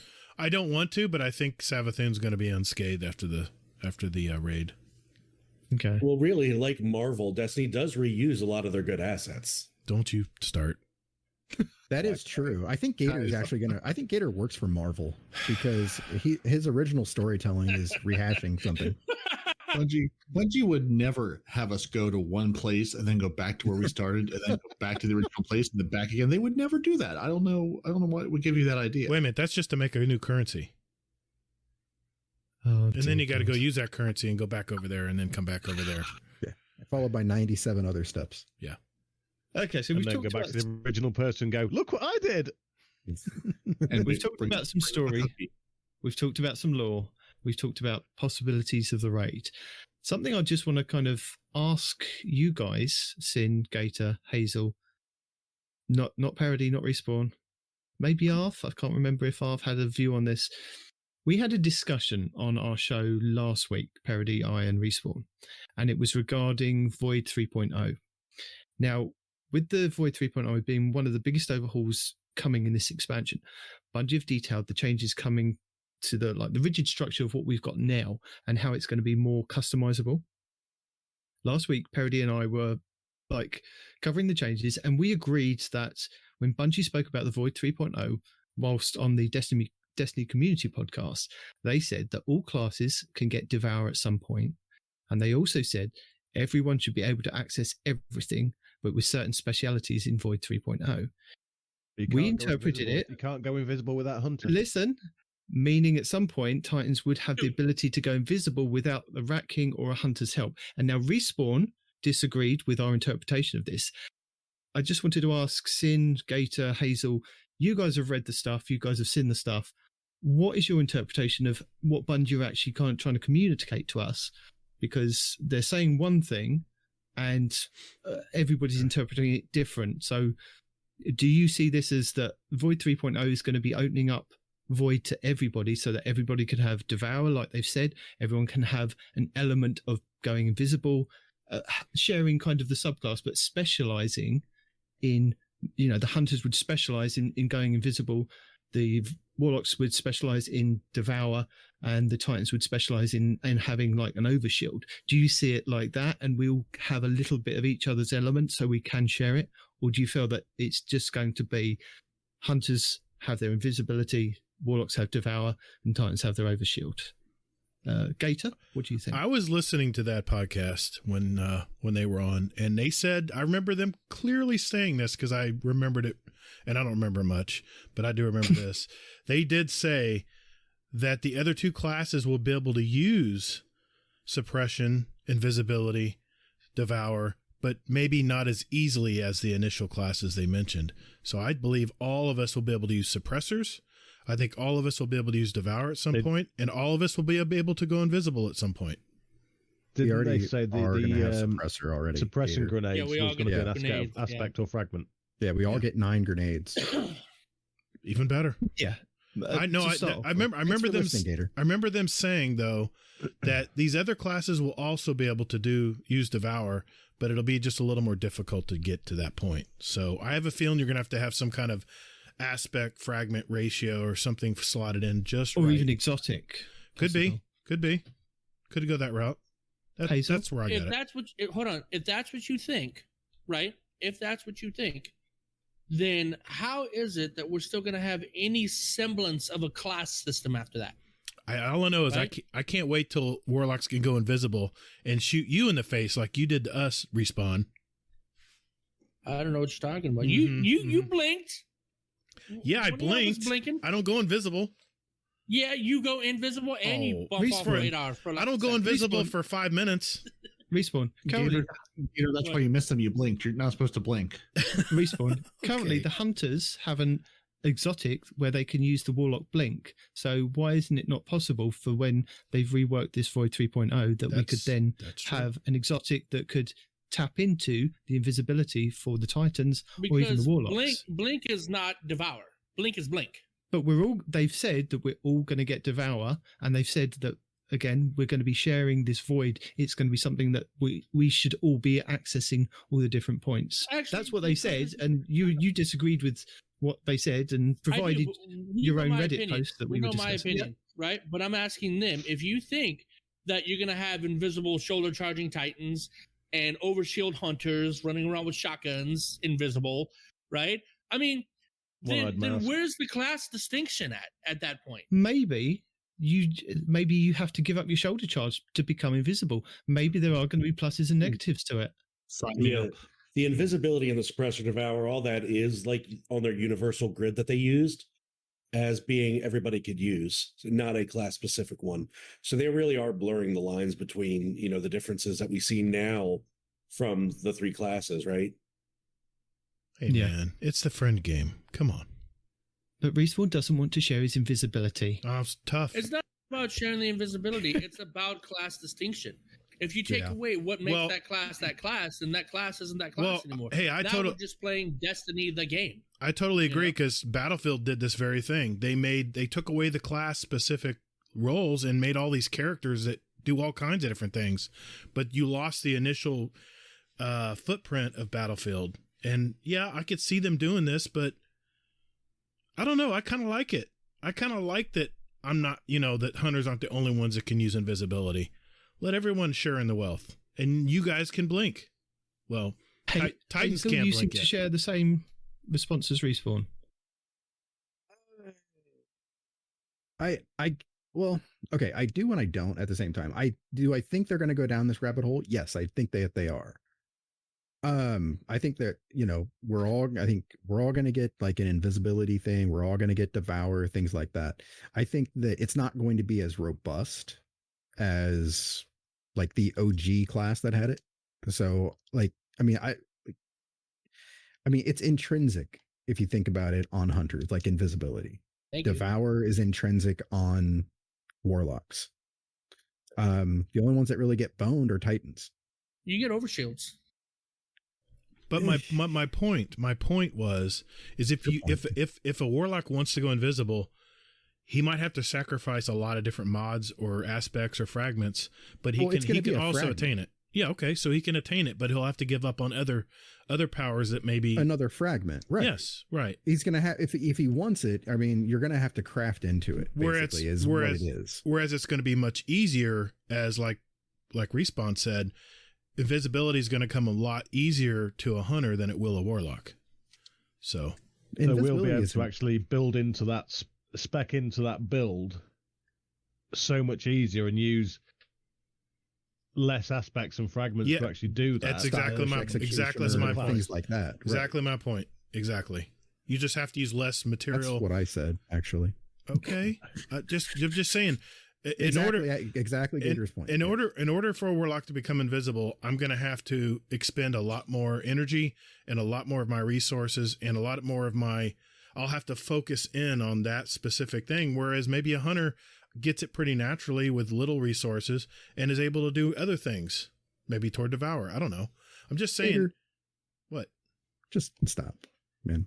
What I'm just saying that makes sense to me. Right now, to me, there's nothing more terrifying than an overshield Titan that's going invis with Devour. God, do you think we're going to just be able to shoulder charging everybody? We're not going to be able to. Shoulder charges, just to be clear, are useless. Yeah, right. A shoulder charge. They're useless because you're not invisible. If you're invisible with an overshield, it's not going to be as useless anymore. Is I want a petition. Then they just have to fix. They just have to fix the hit detection and have it do damage, because you can shoulder charge people and then they stare at you and shotgun you in the face. Increase your cone distance and radius on the last patch, dude. Go ahead, Not Arf. Right, this has been put in the chat by Mo Haffo. And hey, don't worry, Respawn. If warlocks go invis, they'd float down, and before you know it, their invis will be out. You might be right. Unless I can blink. We'll see. I just want a petition that warlocks should be able to shoulder charge. No. I think all the you can do. Yeah, you can have it. There goes all the Titans. All the shoulder charges you'd like. Have them all, and then you too can see just how useless it is. Yeah, you're right. You're right. Exactly. You're right, Peroty. You can have 2-for-1 shoulder charge Tuesday. Here you go. My gift to you. That's okay. You know what? Can I just have a dodge that does damage? You will. You will. You do. If I get a dodge at all, sure. And I get a dodge as a Titan. That's what I'm saying. I mean, you get to shatter dive and suppress people. Come on, man. How awesome is that? That's going to be annoying in Crucible. Annoying. Slide shatter dive. So if you can't see a Titan coming, you have bigger problems. I mean, the shoulders are massive. Have you not seen anything? I was just about to say something like that. Could you imagine those big ass shoulders trying to roll? They'd go halfway, get stuck on the ground, like wait, hold on, stand by. Okay, Bungie, this is the RNG I will accept. If I can dodge out of the way, but I have a 10% chance of getting stuck on my back like a turtle, I'm for it. I'm into it. Let's do it. That's what happens when Titans dodge. They do the flip and then land on the back, going, I can't get up. And the warlocks, if the warlocks dodge, they dodge, but they kind of floof in the air as a target for a little bit. You got to wait 10 minutes before they land. No, we dodge and then we stumble like we're drunk. Oh, sorry. Got to get back into the fight. Dropped your notebook. Got to pick it dodge straight up. Yeah, right. We're already awkward. Oh, you know what? Even further, like I had a D&D moment just now when somebody rolls a nat 1 on a stealth check, right? A Titan tries to go invis and he drops a smoke at his feet and he's walking like he's invisible, but everybody can totally see him. Or a warlock dodges and his dress gets over his head and he goes, "Oh, I can't see." Right. All right, sorry, Nitedemon. The train's off the track. Sorry, buddy. It is, but you guys. So when we spoke, Titan covers his own eyes. You can't see me. When we spoke about Beyond Light, you guys brought up an interesting thing about synergies with stasis and what you hoped it would kind of be. Whether you could have like a stasis Titan throwing out like big ice shields and then another Titan coming along with their hammers and melting them. So I just wanted to kind of ask you, do you think that Void 3.0 is going to lean more into that with the synergies that they're trying to get with that you can all be wielding Void 3.0 but all do different things which kind of synergize? Do you think that they're leaning into that more, or do you think that we're going to see something else? And if we are, what are the possibilities and what are you looking forward to in Void 3.0? Should we go with Sin? Well, I think you will see, like you said, more synergies by having more control over it. Yeah, absolutely. Really, I mean, we know what Void's going to be, right? We have, documents and images showing what the breakdowns of what they're all going to be.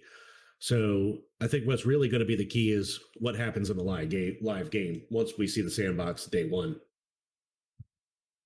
Yeah, but it's going to be like Beyond Light when Stasis was kind of broken, wasn't it? I remember that. We were all talking about the first week. Stasis was completely broken and there were so many different things that had gone wrong. But I think maybe they might have got a handle on it with Void 3.0, but you never know. It's been around. So, I mean, the hope is they have gotten a handle of it at this point. Gator? God, what are you looking forward to in Void 3.0? And do you think there's going to be a lot of synergies between the two, or between the three classes, not two classes? I don't know, man. All I know is I'm probably going to avoid the Crucible for the first few weeks because it's going to be mayhem in there. God, man. When Stasis first came, it was so annoying. I said before on our show, before Stasis was launched, that nobody was going to like this. No one's going to want to be frozen while a shotgun walks up taps you on the shoulder. I said something similar. I said freezing anybody in PvP is going to be a nightmare. It is. Nobody wants to be frozen and helpless. Anyway, but now you're going to be suppressed and helpless. Yeah, at least suppressor grenades will be spaced apart. They won't be as. Also, if you're suppressed, you can still shoot your gun. Yeah, you just can't use your abilities. You just have to stand there and take. I think what's going to happen is the really good players in PvP are going to synergize very well, and I think they're going to, until the rest of the community catches up, I think they're going to dominate.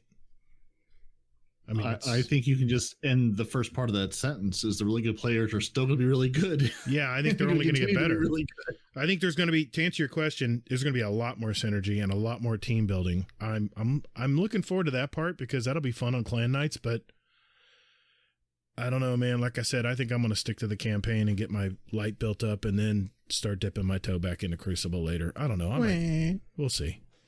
But you're not looking forward to the fact that there are more synergies that if you do like the campaign and you can synergize with like a Titan and a Warlock to do various different things to get through and make it easier, not, in the campaign sufficiently easy, but yeah. I love the fact that we're going to be I love the fact that we're going to be able to spec into these raids and these encounters much more than we can now.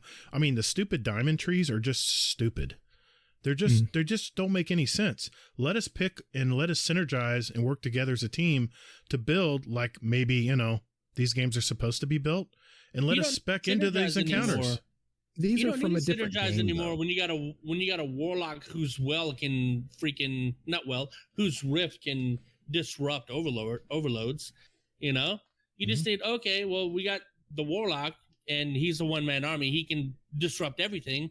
What do you do? What's the spec after that? You give them, self-res. Yeah. Bring it back. I've saved so many raids from ruin with self-res. Dude, no, I'm on board with the self-res. Keep it out of PvP, but PvE, absolutely bring the self-res. Absolutely. No, it's never coming back. I know it's not, but that was such a fun mechanic. Self-res and trials was a disaster. People would sit there and look away like, oh, we don't see you. And all of a sudden, 3 guns are right at your head as soon as you self-res. It's useless in PvP. Don't worry about that. Well, what happens if it was an exotic for the Warlocks that you had to use maybe half your super? You had to have gained half your super. That way, even in PvP trials, because the games are a lot shorter, you can't necessarily get your super as quick as some of the other classes, depending on how it's built. And if they had it as an exotic piece that the Warlocks had to then use, that could be a possibility. Anything they do, especially if they're reworking the subclasses. We've got Arc and Solar coming up, haven't we? Anything they can do to create more different situations in Crucible and not make it so two-dimensional, I'm all for. Hand cannon-y. Get away! Oh my god! Get rid of hand cannons. I'm so tired of hand cannons. Tired of hand cannons. They literally have a. They're so easy to use. They're so easy to use. You have the aim assist is incredible. The actual cone angle is so large. It's like a softball over someone's head when you're shooting it. So Hazel, what are you looking forward to in Void 3.0? All right, I'm looking forward to the first week of PvP. Actually, more than anything. Yeah. Yeah. It's always a fun week, isn't it? Everyone moaning about how broken Void is.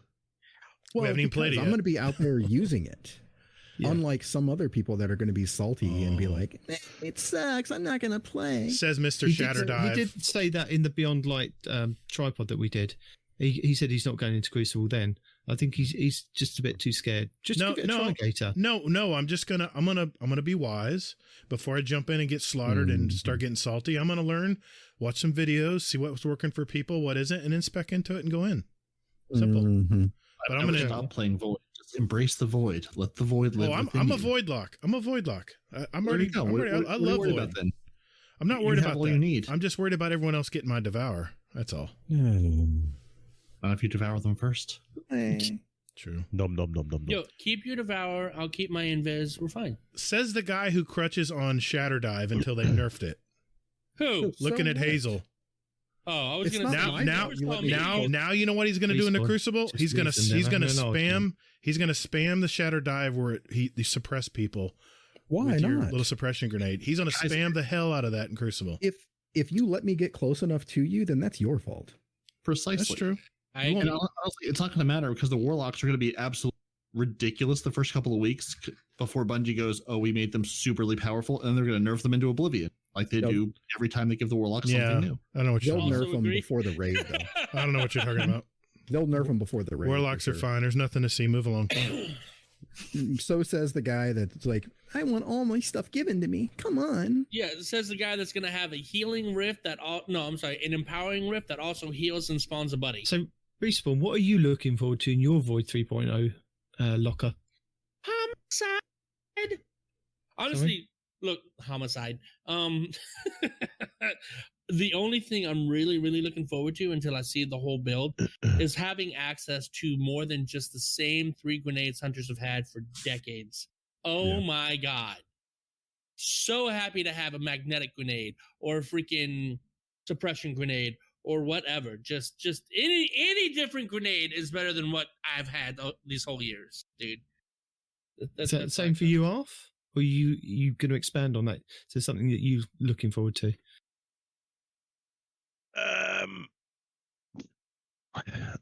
To be fair, I'm going to reserve judgment on it until I've actually used it, and because you can't say what something's going to be. You obviously you can say you're looking forward to something, and as you can tell, I'm probably blagging this a little bit because I wasn't really listening. Fair enough. Sorry, I'm really cold. What you're looking forward to when it comes to Void 3.0 is basically it. I'm quite interested to see how the Devour would work to actually, and the suppression grenades. How are they going to implement them? Because I'm primarily a hunter, so would they implement them and you have maybe a longer, because they're not primarily for a hunter class, you'd have maybe a longer timer for them to recharge? I don't think they specifically said it's going to be on the grenade. It's just going to be part of a build that you can put together with Void 3.0. But if it's on a grenade, maybe like you said, maybe the cooldown's a lot longer for you than it is a Warlock. The only thing I'm not really looking forward to is potentially that longer grind to actually do that, to actually unlock all your fragments and aspects. Oh no, sir. No, sir. They said it's all unlocked from day one. For the seniors. For not seniors, the veterans. For the veterans, you can call us all seniors. We are all seniors here. We're over like 60 years old. Well, Gator the veterans. They specified the veterans will have it all unlocked day one. We don't know about the new lights. But what do they confirm as a veteran? You've played before Witch Queen. Like you played D1, I think. You're a veteran. You are a veteran. Anybody that's played D2 from now up to the Witch Queen, you're a veteran. Doesn't matter if you put the game down after the first day of D2, you come back to the game, Witch Queen, you get it, that's it. New Light will get access and they will have to build upon it, but it will be the Void subclass that they're building into, a bit like we had with Beyond Light, where it was Stasis. Well, that does actually make me a lot happier. You will get 95% of the Void subclass aspects and fragments there and then. They did say that there's going to be more to come hidden away in the game. That like they after the raid, there's going to be some after the raid, yeah. Yeah. So there may be some them doing it, sort of like the master lost sectors. There may be some in there. I don't know. Possible. But for the majority of us, we will have most of it unlocked, ready to go. So yeah. So and maybe the grenade times are going to be longer, like what you're talking about. That's why they put all this emphasis on those grenade recharge mods for the weapons. You know, possibly. Peroty, our last Void 3.0, and I know how much you love Void, so I left you to last. Well, I'm not going to wax poetic because I already have, but really, I'm just excited. I look at my classes and I say I have 4 diamonds to choose. I have 3 sets of those 4 diamonds. Really, of those 4 diamonds, I'm looking at one thing when I'm selecting which one I want to play. And half the time, it's not the super that actually comes with it. I'm just happy to be able to say, let me spec into something I care about versus here's 1 in 4 options that I can choose every time. Yeah. And to no longer be a drunken toddler in stasis with the super. So happy to be able to have a super. You still have to be a drunken toddler in stasis. They haven't fixed that yet. No, but see, I can completely ignore stasis now and just live in my best Void life. You can. And it's beautiful. And then with Telesto, it'll synergize, and then the entire game will just turn into 1s and 0s Matrix style, and I'll win. It'll be great. We'll make sure we give it an 8 since it's Matrix. Now, I actually have a question for everybody here, like a legit. Ooh, go on then. So, would you only on Sundays? From what you've seen with the aspect system, right? Because we've had it for a year now, right? For the Frost class. The Frost. With that being in mind, stasis, right? Is it called stasis? Is that the word? Could be it. With that the in mind, ice show. And we know that same structure is coming for Void.0, right?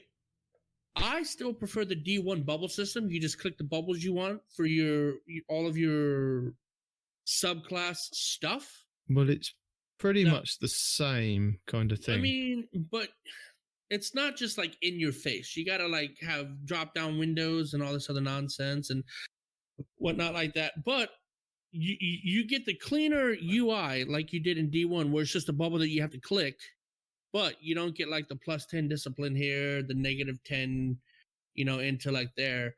You just get the bubble system, right?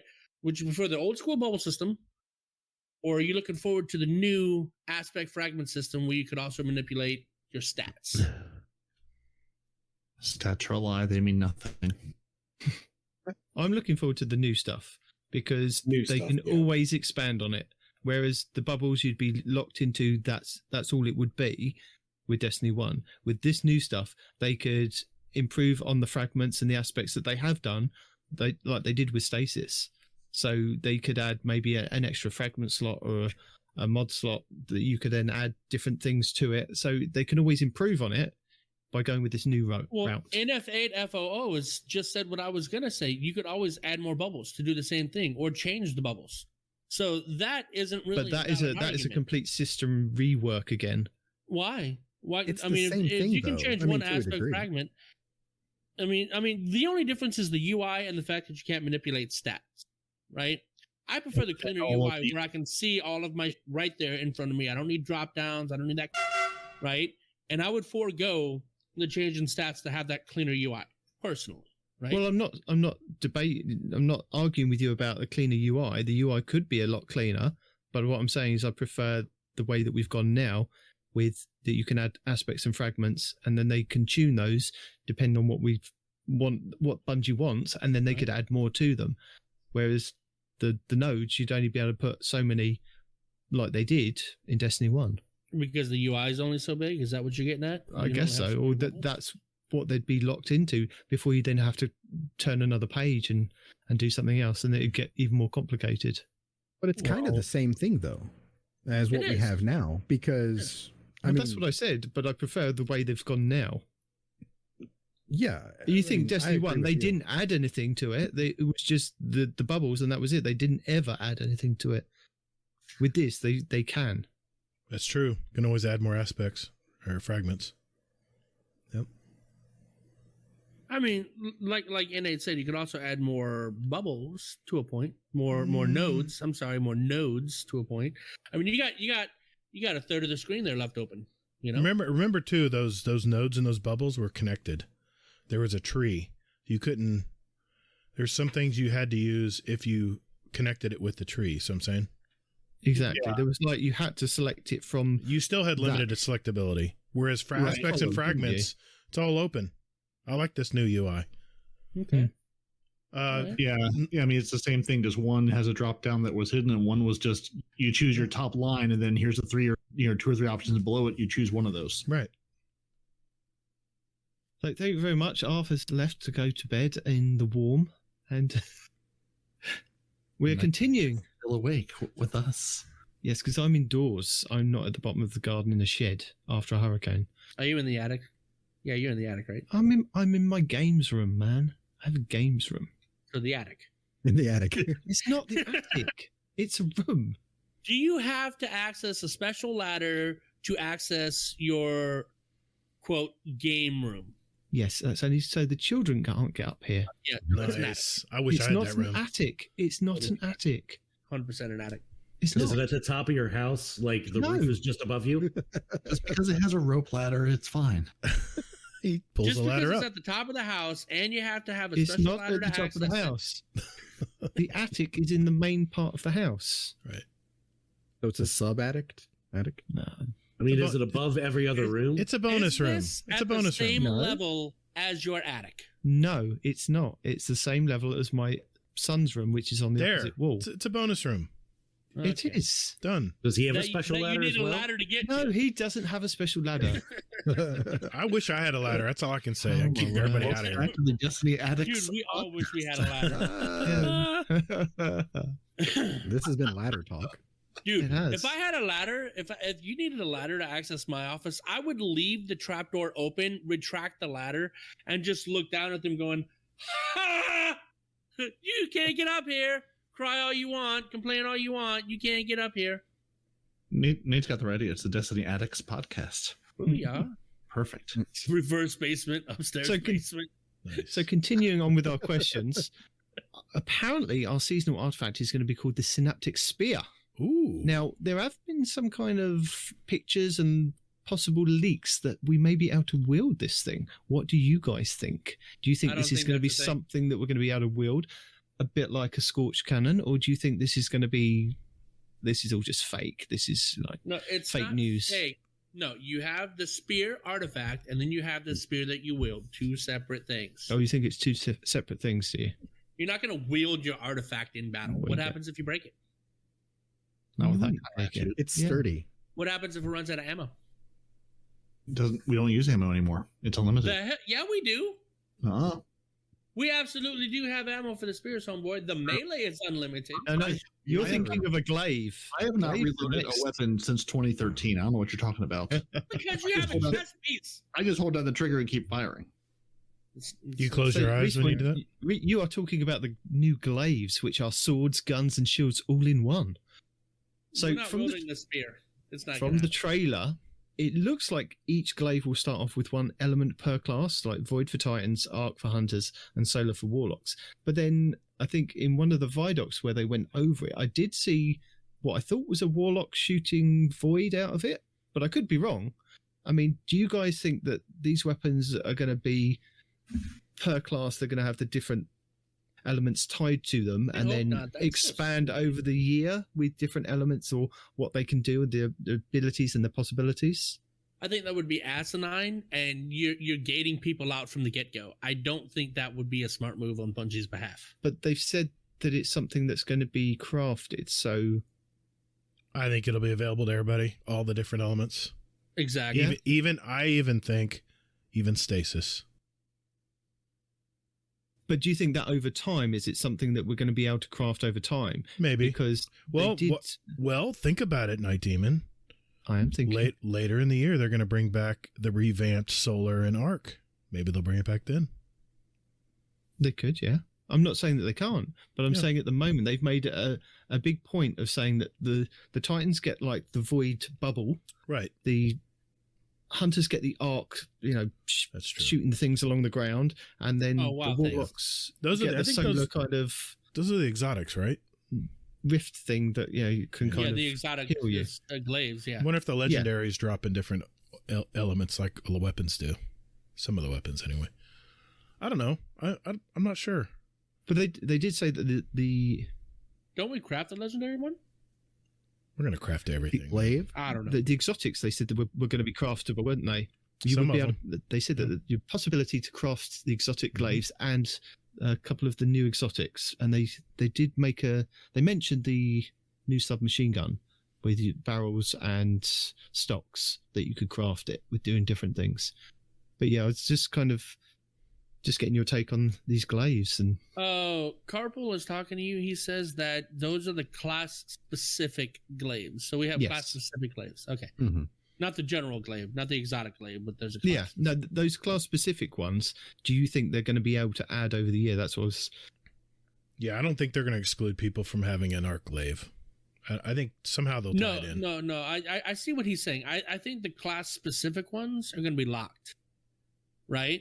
Because in past Destiny experiences, when we have something that is class specific, whether it be a sword in Destiny 2 or in Destiny 1, Warlocks had a scout rifle, Hunters had a sniper rifle, Titans had a shotgun. Okay. Right? They were class-specific weapons, and you could not change them. I remember that, yep. Yeah, I think the class-specific glaives might stay the way they are, because you might get different perks with it, but you still get different legendary ones, and you get your exotic one to choose I'm just thinking of my buddy Larman Kentucky, who has 100% time in Titan only when he got his thing back. Ooh. Yeah. That is respectable and terrifying. Mm-hmm. I'm just thinking of him. He's not going to be able to get the other elements if that's the case. No, I think that they'll bring one back with each, as they like, I just think they're going to bring like something different with each one. So, I'm sure that the solar one, well, I was going to say the solar one will probably heal somebody or give an overshield to a Titan, maybe something like that. Well, the Warlock one does, doesn't it? It sends out the little arc buddies. So they've got kind of the solar element. So each one's got a different element tied to them for now. But whether there'll be other elements coming later on that you can then just craft and just switch like you can with the hard light, where you just switch it over and it's a different element and then it does the different thing for each class. I think that's what's going to happen. But I was just seeing if you guys were thinking that as well. I'm thinking I'm going to run around with multiple buddies as a warlock all season. Oh my god, no. I'm going to be my own fire team. You can have your glaive, you can have your no time to explain, you can have your rift buddies. Yeah. You don't even play Trials that much. I'm going to 4v1 you alone. We got this. Right. You're going to be like that, the four-armed, what was his name in Mortal Kombat? Goro, yeah. See you coming with all these different weapons in your hand, and then little buddies to help you. Exactly. The fact that you need at least two warlocks you need at least two warlocks for your build to work out, right? Because one's got to be void to get the void buddy, the other one's going to be arc the arc buddy. Yeah. Right. Okay. Good. Yep. Yeah. Need to. At least the one warlock by himself can't get two. Don't worry. I'll be behind Peroty with the void. He can bring the arc. Yeah. Not until you have no time to explain that with my second buddy, and then we're good. Mm-hmm. Oh my god! So says the guy that says that I crutch on, stasis and shatter dive. I just said I'm a void lock. He needs to have child of the old gods and bring it. Give it to me. Give it to me. No time to explain. Give it to buddies. Me. Oh, I forgot about the no time. There we go. Perfect. Yeah, 3 arc buddies. 3 buddies. Completely normal. Completely legit. Not. That's not cheesy anybody with the no time to explain with 2 buddies floating around. Oh wait, you also need a rift too to keep you alive longer. Yeah, throw it in. I'll take it. Throw it in. Yeah, and I know. Oh, would you look? Your new rift empowers and heals. What? That's an exotic. That's an exotic respawn. Wait till you see what it does to the Telesto. I'm sorry, it's still. Don't get him started, Peroty. Don't get him started. Let him find out in Crucible next season. No, I'm not saying that we're almost at 100 days since Telesto has broken the game, but we are terrifyingly close. We are at 99 days and 19 since Telesto has broken the game last. It's just waiting at this point. It's not going to be a factor. I only have 42,000 kills with Telesto, so don't worry about it.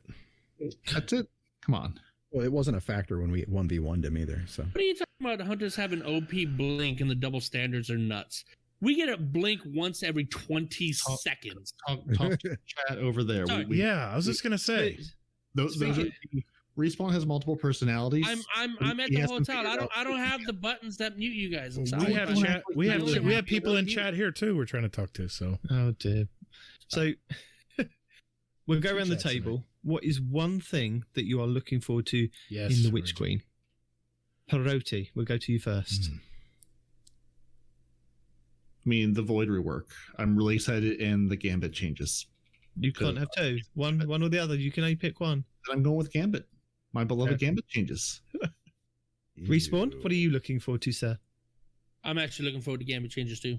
Ew. Copycat. Well, Sin? It's Firefight and Destiny. What's not to love? I really am looking forward to the new raid for sure.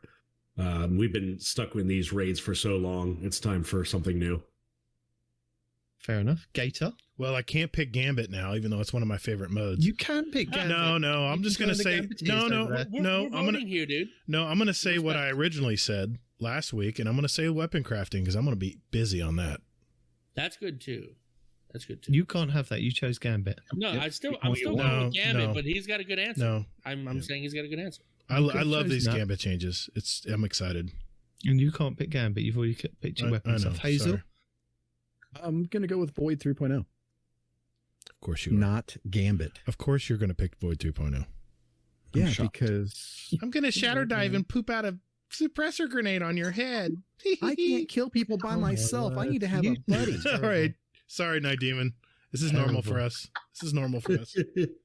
I need two buddies because I really can't Warlock mains out there, if you have an active buddy and somebody suppresses you, does your buddy go away? I don't know. Never tried that. I know Zaniac is a good Warlock. He always throws buddies up when we're playing Crucible, but I'm a Voidlock, man. I don't carry buddies. When was the last time you saw like suppressor? You don't carry buddies yet. That's true. I will try everything. I'll see what I like. Oh yeah. And I'll use Devour with it too. So when I kill you, you're going to be an equal opportunity offender. Absolutely. Anytime I can annoy anybody in Crucible, I'm going to do it. Whenever you talk, dude, you're so loud and dominating whenever you say something. I'm just saying. He embodies the Titan, a magical Titan. I play all three, but I'm Gator's feet pick, I think, is the one. I don't know. I think that was. Yeah, that's him. Yep. He's a Titan. By the way, the true name is Sin. Not if you couldn't tell that by the icon. Yeah, I can, but Gator's feet pick is funnier. Get it right. That's Gator's feet pick provider. Onlysins.com. No, I did get it right. Gator's feet pick. He is the picture of your feet. That's where it ends. I need everybody to tag Gator that's in the chat right now. No, you don't need to do that. Put feet pics in there. No, please, God forbid. No, I'll delete him just as fast as you put him in. That's amateur bullshit. You can't. Challenge, yeah. How fast can you guys send him feet pics? No. Speaking about Gambit, yes, we have several thousand changes with Gambit 6.0. I think. Damn, not us. Don't put it in the general chat. Peroty, would you like to tell us what is happening with our beloved Gambit? What's going to entice us to go in there more often and play and enjoy next season? Ammo. Nothing. Because they broke some things and they fixed some things. Okay. Well, first off, they called it the Horde mode, which we all knew it was. They gave you a freelance. Yeah. Well, I mean, Horde mode, Firefight mode, it's basically the same thing. I mean, they gave you a freelance if you want to go in and not, get 4 stacks of people. That's the best change right there. That is the best change. Sorry. They had a respawn. He'll be there on all the fronts now. You no longer have to be with respawn in one place. You can now respawn all across the map at different places, so the invader can't just farm you every time you go back in. When you kill people, this is what I really like. When you kill people, both invaders and people on the map, they drop modes, half the modes that you can then pick up. So if your teammate's carrying 15 modes and gets killed, you can pick up some of those modes and keep going while you res them. Those modes aren't just gone forever. Well, you say that, but do they drop through the floor, half those modes? They didn't say that, but we all know in our hearts they do. They go into a big bucket under the map where Bungie actually uses to pay for the next version of Gambit after this one. Yeah. For every mode that goes under the ground, it actually goes to the enemy's bank. No? It goes to the loved ones of them. Yeah. It does. They're actually adding rules to the Gambit, so when people start playing with New Light, they have some clue what they're walking into, which seems nice. the increased resistance I think is interesting. They're like, it's not match game levels, but it's gonna again just sort of have you spec into something, not just I'm gonna go in and shoot things, but I'm gonna go in and shoot things with a particular weapon set. And what do you guys really think? The 10 mote blocker, the medium blocker, gets his health boosted a bit. Fine, he's a phalanx, he does his thing. They gave the 15 mote large blocker a stasis attack. Yeah, that's going to be slightly annoying. But I do like the fact that they're not going to, if you're there trying to defeat the blockers, it's going to prevent the drain from what I remember reading, which is nice. Mm-hmm. You don't have to worry about, you can take your time with them instead of having to melt them. Exactly. I love that. And I love that even if the other team reaches their primeval and you've sent them a bunch of blockers, they continue to drain motes from the bank. So you're not just out of luck at that point. It still gives you a reason to keep sending those blockers and to benefit from it. And see, that's another good point right there is you keep sending blockers. So as their primeval is out, you can drop these 15 mote blockers, which are now sending out stasis to up their day while they're trying you're doing it wrong. You want to send the 5 mote blockers because they're the ones that give the overshields to everything. So you want to keep sending them as many as you can, 5 at a time. They keep overshielding the enemy's primeval. Really annoys them. I mean, yeah, but we don't see how devastating these new stasis attacks are. That might be a game changer. I don't think they will be. It's going to be irritating at best. I don't think it'll be much of an impact. They're just going to start slinging out 100 Well, tornadoes. it's better than the solar fire that they just burn you in at the moment. Yeah. All I know is I'm glad the all-seeing eye is not coming back. They got rid of that stupid boss. Shriekers. No. Oh. The boss, the final boss that is Meatball? the meatball. Yeah. Big server. They got rid of the meatball? Yeah, because of the one of the mechanics they're putting in. Yeah, because of the matching mechanics and Man, stuff. those void balls will track you down. In 2 hits, you're dead. I don't care what light level you are. I got hit by one at the grocery store last week. Good one. Yeah, no, they're vicious. But and honestly, I like that they're making the primeval fight mobile. Again, Yes. after you finish one of the fronts, it's dropping ammo, special and heavy ammo for player. So is you're not fighting each other for the ammo. It's there for everybody. Yep. You just when you clear a front at all. But they're also during the primeval fight, they're putting the envoys at one of the 3 fronts that you have to go kill because when the envoys show up, your primeval's invulnerable. Right. So you have to go deal with them, and they're going to have rotating shields, not just one shield that it. Yeah, but back up. Everybody gets heavy ammo.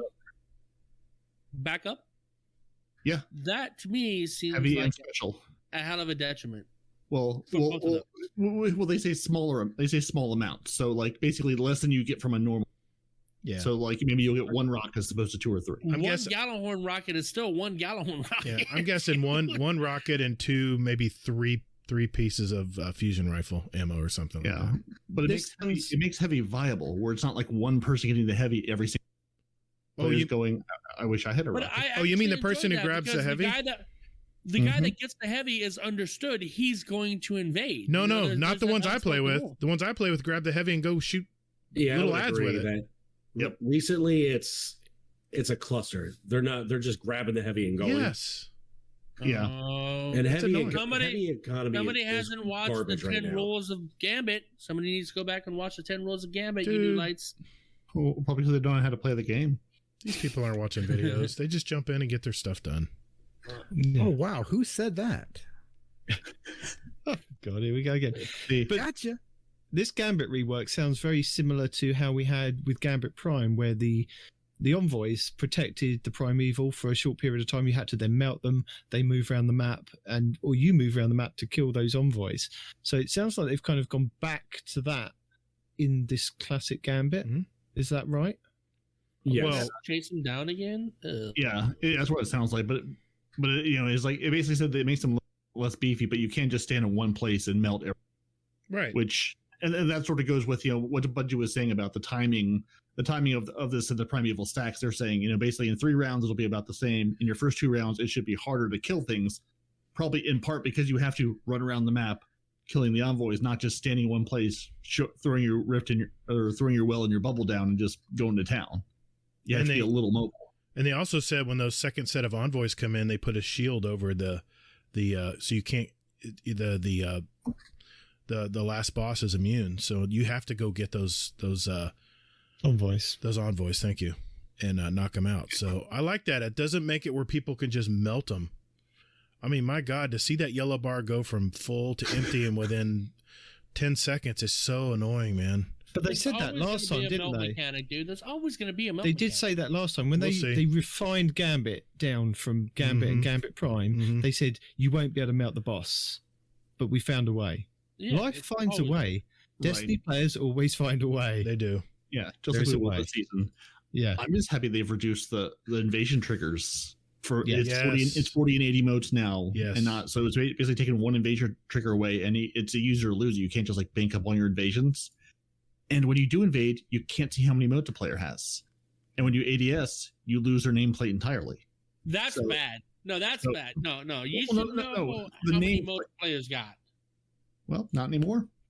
But the big thing is your invader kills now heal 27% of the primeval versus between 5 and 35% that it was doing before due to a bug. Right. Yeah, like me team wiping somebody and getting no damage back for the boss. Right. I've seen it happen too. Thank you. I've always thought there was something wrong with that. And Bungie was like, yeah, before it was doing between 5 and 35% of your primeval health back. Yeah. That's a big number. Yeah. You get an army of one, you go back and say, oh, they're going to be back to regular full bars now. I go back and it's like a little bit more than what I left it. Jeez, I'd love to have a dice like that in D&D, dude. Yeah. Between 5 and 35. Hell yeah. Yeah. Yeah. And I'm sorry if you've been waiting to get your bygones, your trust, or your bad omens. Those have been removed now. Those are gone. Yeah. What? Alicia? Rip bygones. But we are getting engram focusing. You're going to be able to focus for gambit weapons or armor with 10,000. And you'll be able to get crowd pleaser, bottom dollar, trinary systems, borrowed time, or a servant leader. But they do say that, and there is going to be a batch of brand new gambit weapons for this season. The new weapons will be drop only at the end of the match. They're basically saying next season you'll be able to focus into those. So you've got your weapon pool for this season. It's the trials model. Here's the weapons you can focus. The new ones you have to go out and play for. Next season, the new ones will be in this batch, and then they'll give you a new set to go out and play Gambit for. And Nitedemon, if you're still hunting your furtive ghost shell, or your primeval servitor cosmetics, or your older Gambit shaders, or maybe that Gambit memento for the weapon crafting, those are all going to be end of match drops now. Just randomly to the match. Go playing Gambit, receive things. I have them. Well, good. I'd be disappointed if you didn't. When you said armor, does that mean the prime armor's coming back? The invader? No. No. Just whatever the new seasonal Gambit armor is going to be. Or maybe the old seasonal Gambit armor. They just say, quote, Gambit armor. That's it. They don't go into details. And there's Gambit Labs, which they'll bring out, forget for 18 months, and then bring it back again if their labs. No, we're sticking with labs now. Everything's labs. We decided labs are good now. We're going to remember they exist. But they've remembered now so far with Trials Labs, and they're going to bring that back, aren't they? But I'm looking forward to Gambit Labs to see what they can add to that. Are you also looking forward to them reducing all the bounty kills later on from your weapon kills from 25 to 15, your melee and grenades from 25 down to 5? Yes. And kills from 15 to 10. So making all those much more obtainable, and not at the start, but they say during the season. They're basically going to be tweaking the bounty numbers, partially because of all the weapon reworks and things, and partially just the way the game is now. And they're going to bring in new bounties next season. And throughout the year, they're going to be adding specific bounties for Light 3.0. So give you all the more reason to go play Void and do things with your Void class, which will be sort of interesting. So Nitedemon, are you most excited about the Invasion Swap or the Moat Thief in the Gambit Labs? So the Invasion Swap is during the Moats phase. Instead of opening your own portal, you're opening the other team's portal. So Bungie expects us to sort of shake up the meta about how and when you deposit and invade, because you're now opening the other team's door. And in Moat Thief, your normal moat drain comes from having 2 blockers is disabled, and instead, every second the invader is invading, 1 moat drains directly from their bank to your bank by just going in there and standing there. So you could go in there, pop your bubble, stand in a corner, and just drain moats that way. That is disgusting. No, I think it's a good way of mixing up the modes and giving us something different. I mean, we've had technically the same Gambit for the last 3 years, 4 years. So that's why they removed the whole you can't see how many moats somebody has, because you're just going to go in there and you're going to stand there. You're going to hide. You're going to drain, you there for 30 seconds, 30 moats, right? WTF, man. That is... They don't come hunt you down. That's cancer. Again, that's another twist on the Gambit Prime, that you could go in there as an invader and you could stand on their bank and drain the moats from their bank. And my favorite thing was to pop a bubble and just sit there in the bubble, because they wouldn't come near you, because they'd be like, well, we might lose our moats if we come near you. But I'm not going to go there because I'm losing moats. But see, that makes more sense. Like when I was the invader, right? Whenever I would go in with a full set of armor, just me existing locked their bank until they killed me. Right? Yeah, that's what I was talking about. It didn't drain their bank. It just locked it, so they can't. No, it did. It did. If you went next to the bank, it would drain moats from the bank. Oh yeah, it would totally drain. I don't remember it draining. And that's because you didn't get close enough. See, Titans with our bubbles, we just went up, put our bubble down, stood there. Hang on next to the bank, it would totally drain. But as the invader, you can also go in and steal moats. That whole moat dropping thing, every time you get a kill, you could kill a team and just scoop up their moats and bring them back with you to put in your own bank. Yeah. So they're going to hide the number from you, so it's a little more risk and reward going, who do I hunt down? But as you hunt down anybody with moats, you're going to get a reward from it. Whereas before, it's just you got the kill and that's it. You can also pick up the enemy's moats that they get from the kills of the Taken or whatever they're killing in their arena as well, can't you? You can pick up whatever they're dropping. So I need you to explain this to me, because I know I'm not the only one that didn't get it. What is the point in opening up your enemy's portal? To see if Gambit Labs. It's Gambit Labs. It's an experiment. They're just going to try it to see how it works. Yeah. I get that, but I'm trying to find the logic in it. Why would you use your mode? You've been here for how many years, and you're trying to find the logic in what Bungie are doing? I mean, I'm never giving up hope, dude. There's got to be logic there somewhere. The biggest part of the invasion is you don't really know when it's going to happen necessarily. If you can say, I'm going to bank these, and I'm going to wait, and I'm going to see who comes through, and I've got my heavy ammo locked and loaded, and you know when they're coming, you can put a stop to them easier. It's going to shift, or I should say, it could shift the way people play it. If you know when you open their portal, would you burn one of their uses?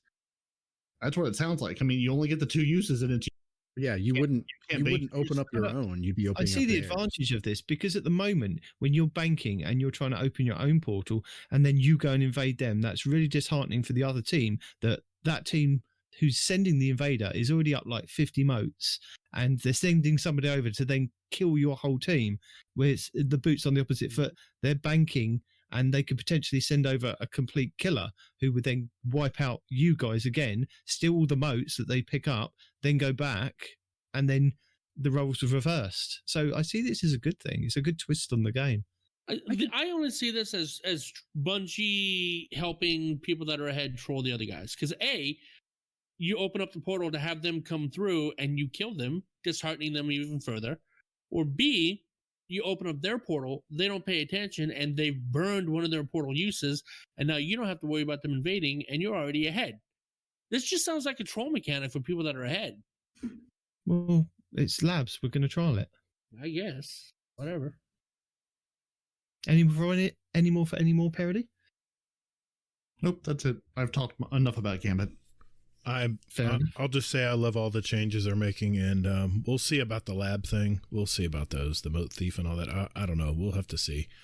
Well, that was one of my questions to you guys. Do you think that this is what the game mode needed? Do you think it needed labs? Do you think it needed a rework in a way that, is it going to get people to go and play just to get their golf balls, their ascendant shards, or whatever it is, or their seasonal weapon and ornament, and then get out?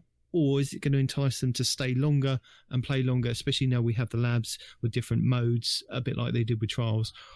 Or is it going to go the same way as Trials, that, it's fruitful for a month or two, and then suddenly the population dies down to, the tryhards? What do you guys think? I think Gambit is a special breed of player that plays Gambit.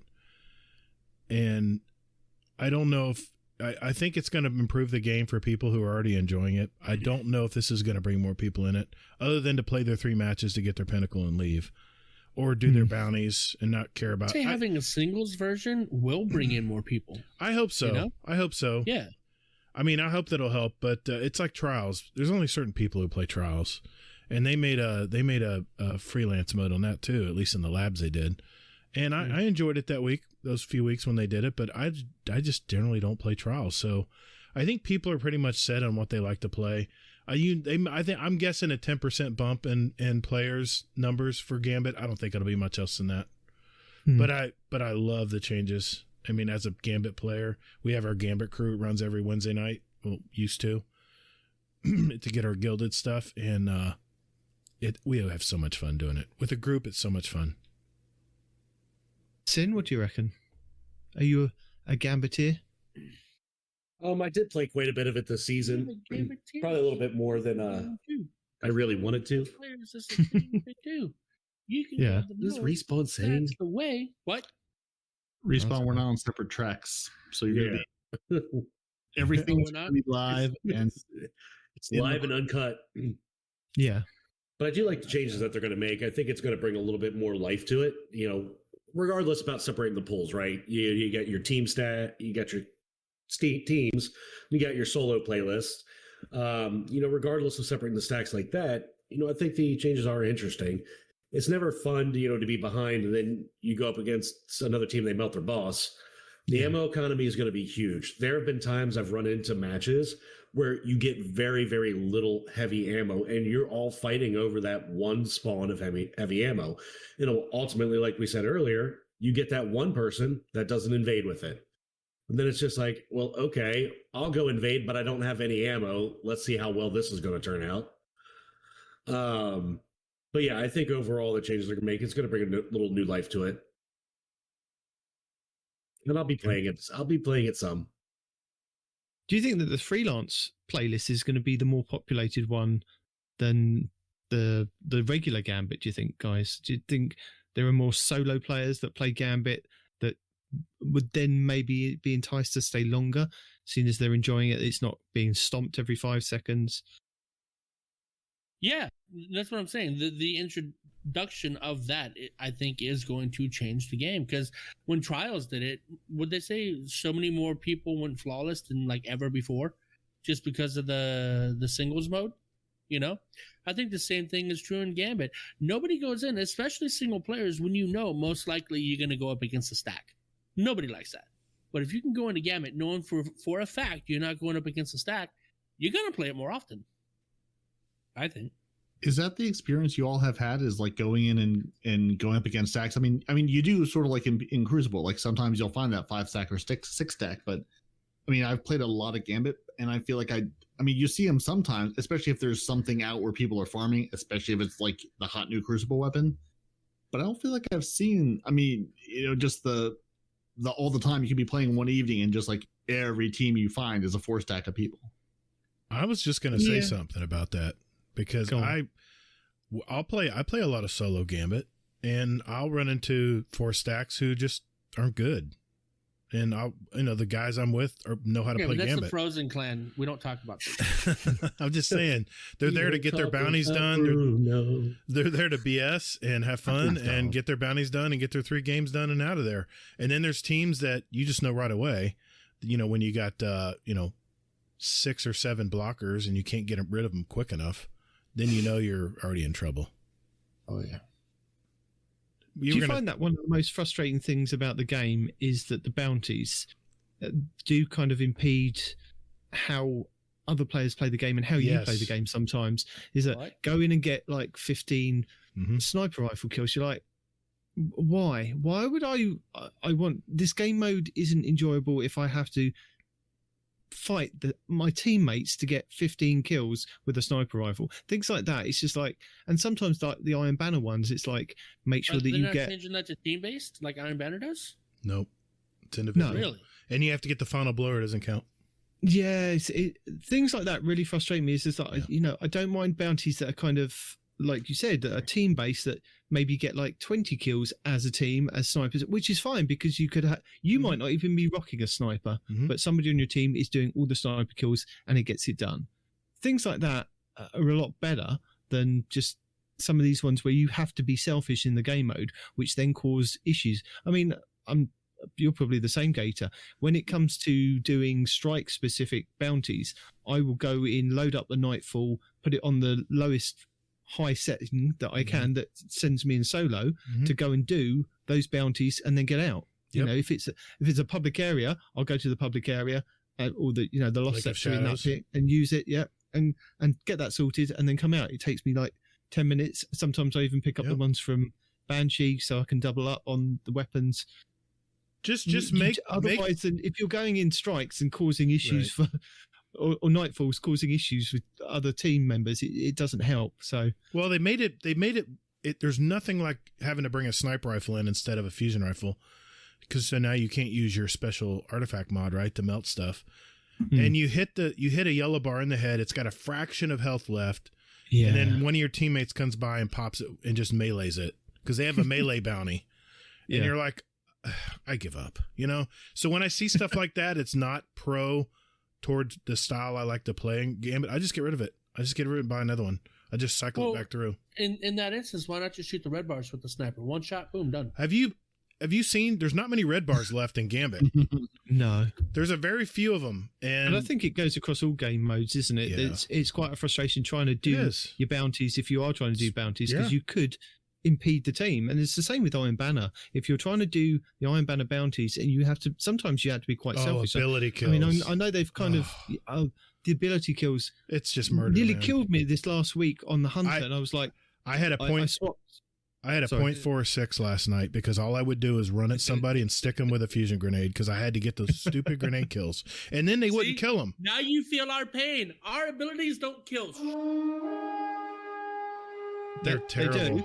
I had to swap to Arc on my Hunter, put on Liar's Handshake. I was punching people. I was dodging. I was punching. That's all I did to 10 games just to get that bounty out of the way. And then it moved up 1%. I got a quad kill on my Nova Bomb and it went up 1%. I'm like, what the hell? 1%?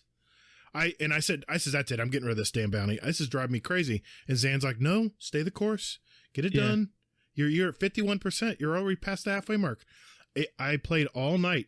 Nitedemon all night on one character and finally got the bounty done. No, at 1:30. Those things shouldn't be in the game, or if they are in the game, make it easier. Yeah. It's just because I want to get past that bounty and then continue to play the game mode and enjoy playing the game mode. Yep. And I just wondered if you guys had the same kind of frustration. It'll probably be easier next time around. You know? I have a thought. What if you didn't have to worry about competing with people for bounties? And what if you could just play the game mode and just do that? Hold on. Hold on. Bounties aren't life, right?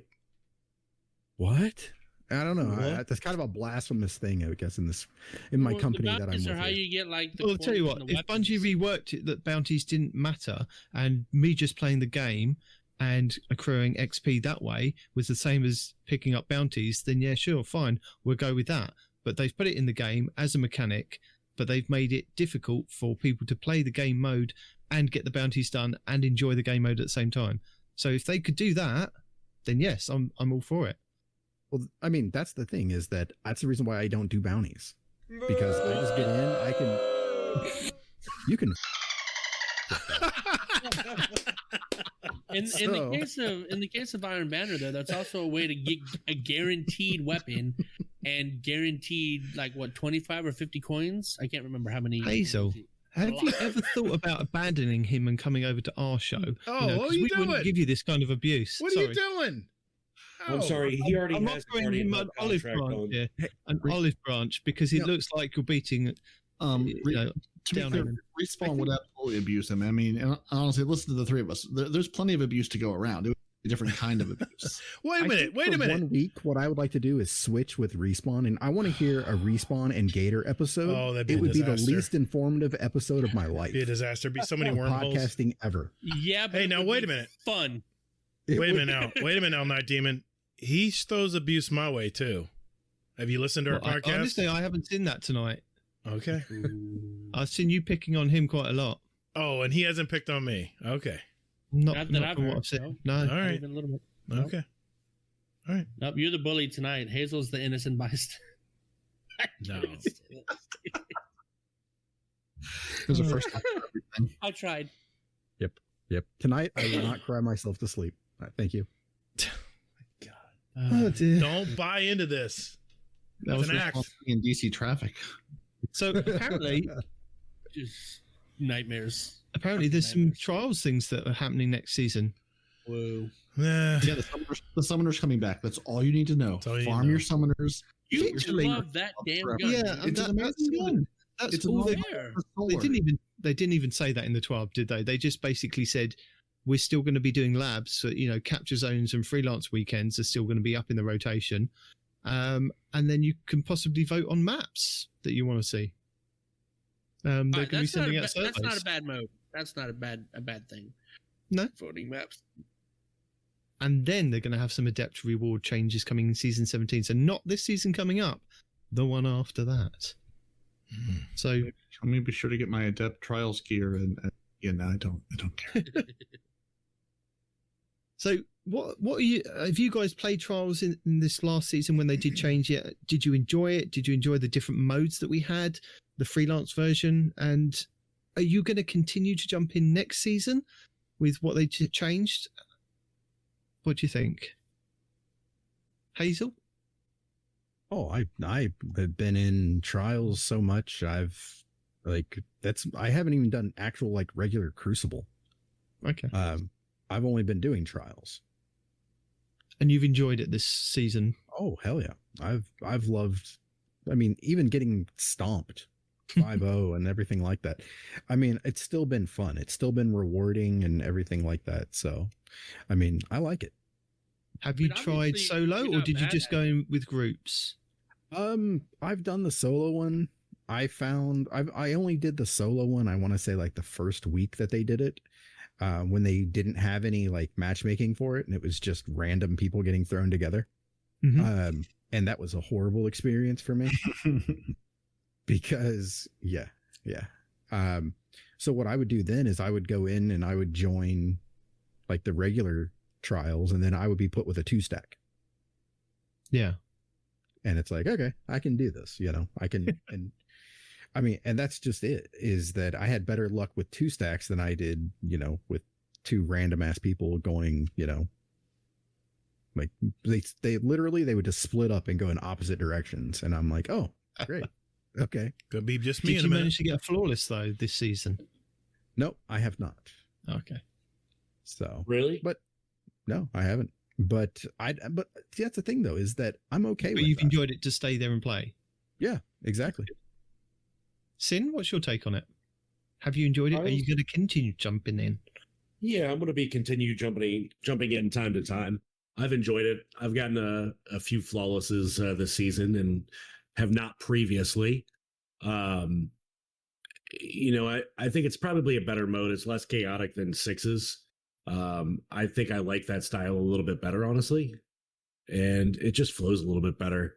But I've tried it both ways. I've tried it both solo and with the team. I think I prefer the team approach better, because even if you're getting your asses kicked, I think it's still a better experience because you're playing with a group of people that you enjoy playing with. Yeah. Solo, you get your ass kicked, and then you're like stupid blueberries, and it may not even be their fault. It could even be my fault because I didn't flank right. So. Yeah. I think I'll still be going in. Peroty, what about you? I know you like playing a bit of trials every now and then. I do, because I like the progression system and the reward of it. Even if it's obviously I've never been flawless in Destiny 2. I got, I think, to 5. I'll say 5.5 wins during one of the solo things this season, because I just got put with people who knew what they were doing and that worked as a team. But I enjoy going in and I'm often solo unless I'm playing with you streaming on your phone late at night because of time zones. But yeah, I just love that there's a progression system. I can go, and again, I can focus weapons. If I couldn't focus weapons, I would be a lot less interested to just go in and farm for, random armor drops or random things dropping. The fact that I can say, I want a bunch of messengers, I want a bunch of SMGs. I've sort of picked a week and said, I'm going to farm for these things, and then hold on to the engrams and, wait till something else comes up, or to use them for another gun. I like the engram focusing, and I'm really excited to be able to continue to do that. And that they've finally changed the loot pool up after 6 long months of the same weapon. It's in there. But it is an old weapon that they're bringing back that was in there before. But you're still excited about that? I am, because I've got one and I want more than one. And that first one took me the hour. I would play about an hour and a half to get that one bounty done to give you, the reward of the week. And that's all we'll go in and play. It would be like an hour and a half of suffering, and you get that one reward. and then tokens you couldn't use because you never went flawless. So I'm happy to go hit my head against a wall in exchange for something. Respawn? Well, trials, just like any form of PvP, I will not do alone. If I can get a buddy, if I can get a team, yeah, I'll participate in all that stuff. Most likely with Micah, because Micah's coming back this season. So probably a lot of PvP, but I won't do it solo. Absolutely not. The rewards aren't enticing you back. Not for the solo mode, absolutely not. There's other weapons, other game modes that'll maybe not be as good, but good enough, you know? Gator? Yeah, I've done it both ways. I've played solo and I've played with teams. It's definitely more fun getting a flawless with a team, and especially friends that, you know, not sweaty. We're just making our way through. There's two things they did this season that really changed the way I look at trials. One, you can play by yourself. You don't have to have a preset fire team. That's a big plus. That gets a lot of people in. And the progression system where you just play. Just playing, you start getting that bar, you know, start setting that bar forward. You start unlocking these weapons, and you can start getting some of the trials loot without having to be a trials god. And I got a couple of depth weapons this season. They're really nice. I use one in a raid, and I've had fun with it. And, you know, I'd like to go flawless more often, but once you got, you know, all the weapons and all the gear, you kind of lost the motivation to go back and do it later, because usually trials runs a cycle. It starts really strong, and then once everybody gets the loot, then it starts to ebb off. And once it does that, you're playing with only the sweatiest. That's all it's left playing are the people who just love to play the game, and they're typically really good players. And later in the season, the longer the season goes out, it just gets more and more sweaty. And I don't know. Well, I tried it a few times with friends. I tried it with a few friends. We've had the new work of the flawless pools, haven't we? So right. Once it gets past a certain point, I think is it a Sunday now that everyone's put in the flawless pool who's gone flawless. So you're then put up against other players. Are we in kind of a unanimous agreement that we like that idea? We wouldn't want it to go back to the other way? Doesn't matter, because people are going to manipulate it either way. There's a lot of people I want the other way, where as soon as you went flawless, you were in that pool. No, I meant that's what we're saying. The older version that you didn't have the flawless pool. I'm saying, do you like it with the flawless pool, or do you like it without? People are going to manipulate it however way they have to. A lot of people will carry people, as like service streams will carry people, and then they'll reset their cards before their seventh win. And I think they patched something where you couldn't do that now, but yeah, once you get 7 wins, and it's like now you have to go to the lighthouse. Yeah. Or they put you in the flawless pool, I think, something like that. Yeah, you have to claim it. Yep. Yeah, no, there was a way they were getting around it, wasn't it? They were playing there's always a way. Past the 7 wins, as long as they didn't actually physically visit the lighthouse. Right. That's what they would do. It then didn't matter whether they just kept winning and winning and winning. Yep. But yeah, they can. See, this is what I didn't get with the streamers and the carriers. Why don't they just get a card and reset when they want to, like 5 or 6 wins, so that the other person that they're carrying goes to the lighthouse and they just keep resetting? I think it's because they wanted to lose as well. I thought they were doing that.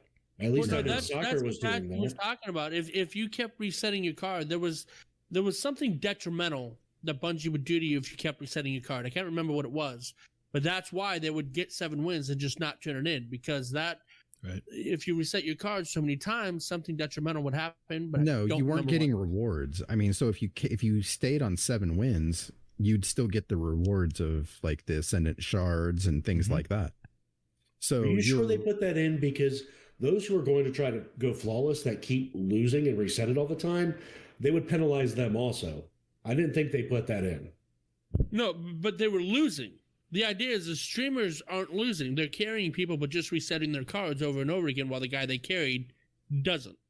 Right? No, the way that they were doing it is that they were carrying people and they were just continuing to play on their card. And then when their card got filled up with either wins or losses, they would just reset it.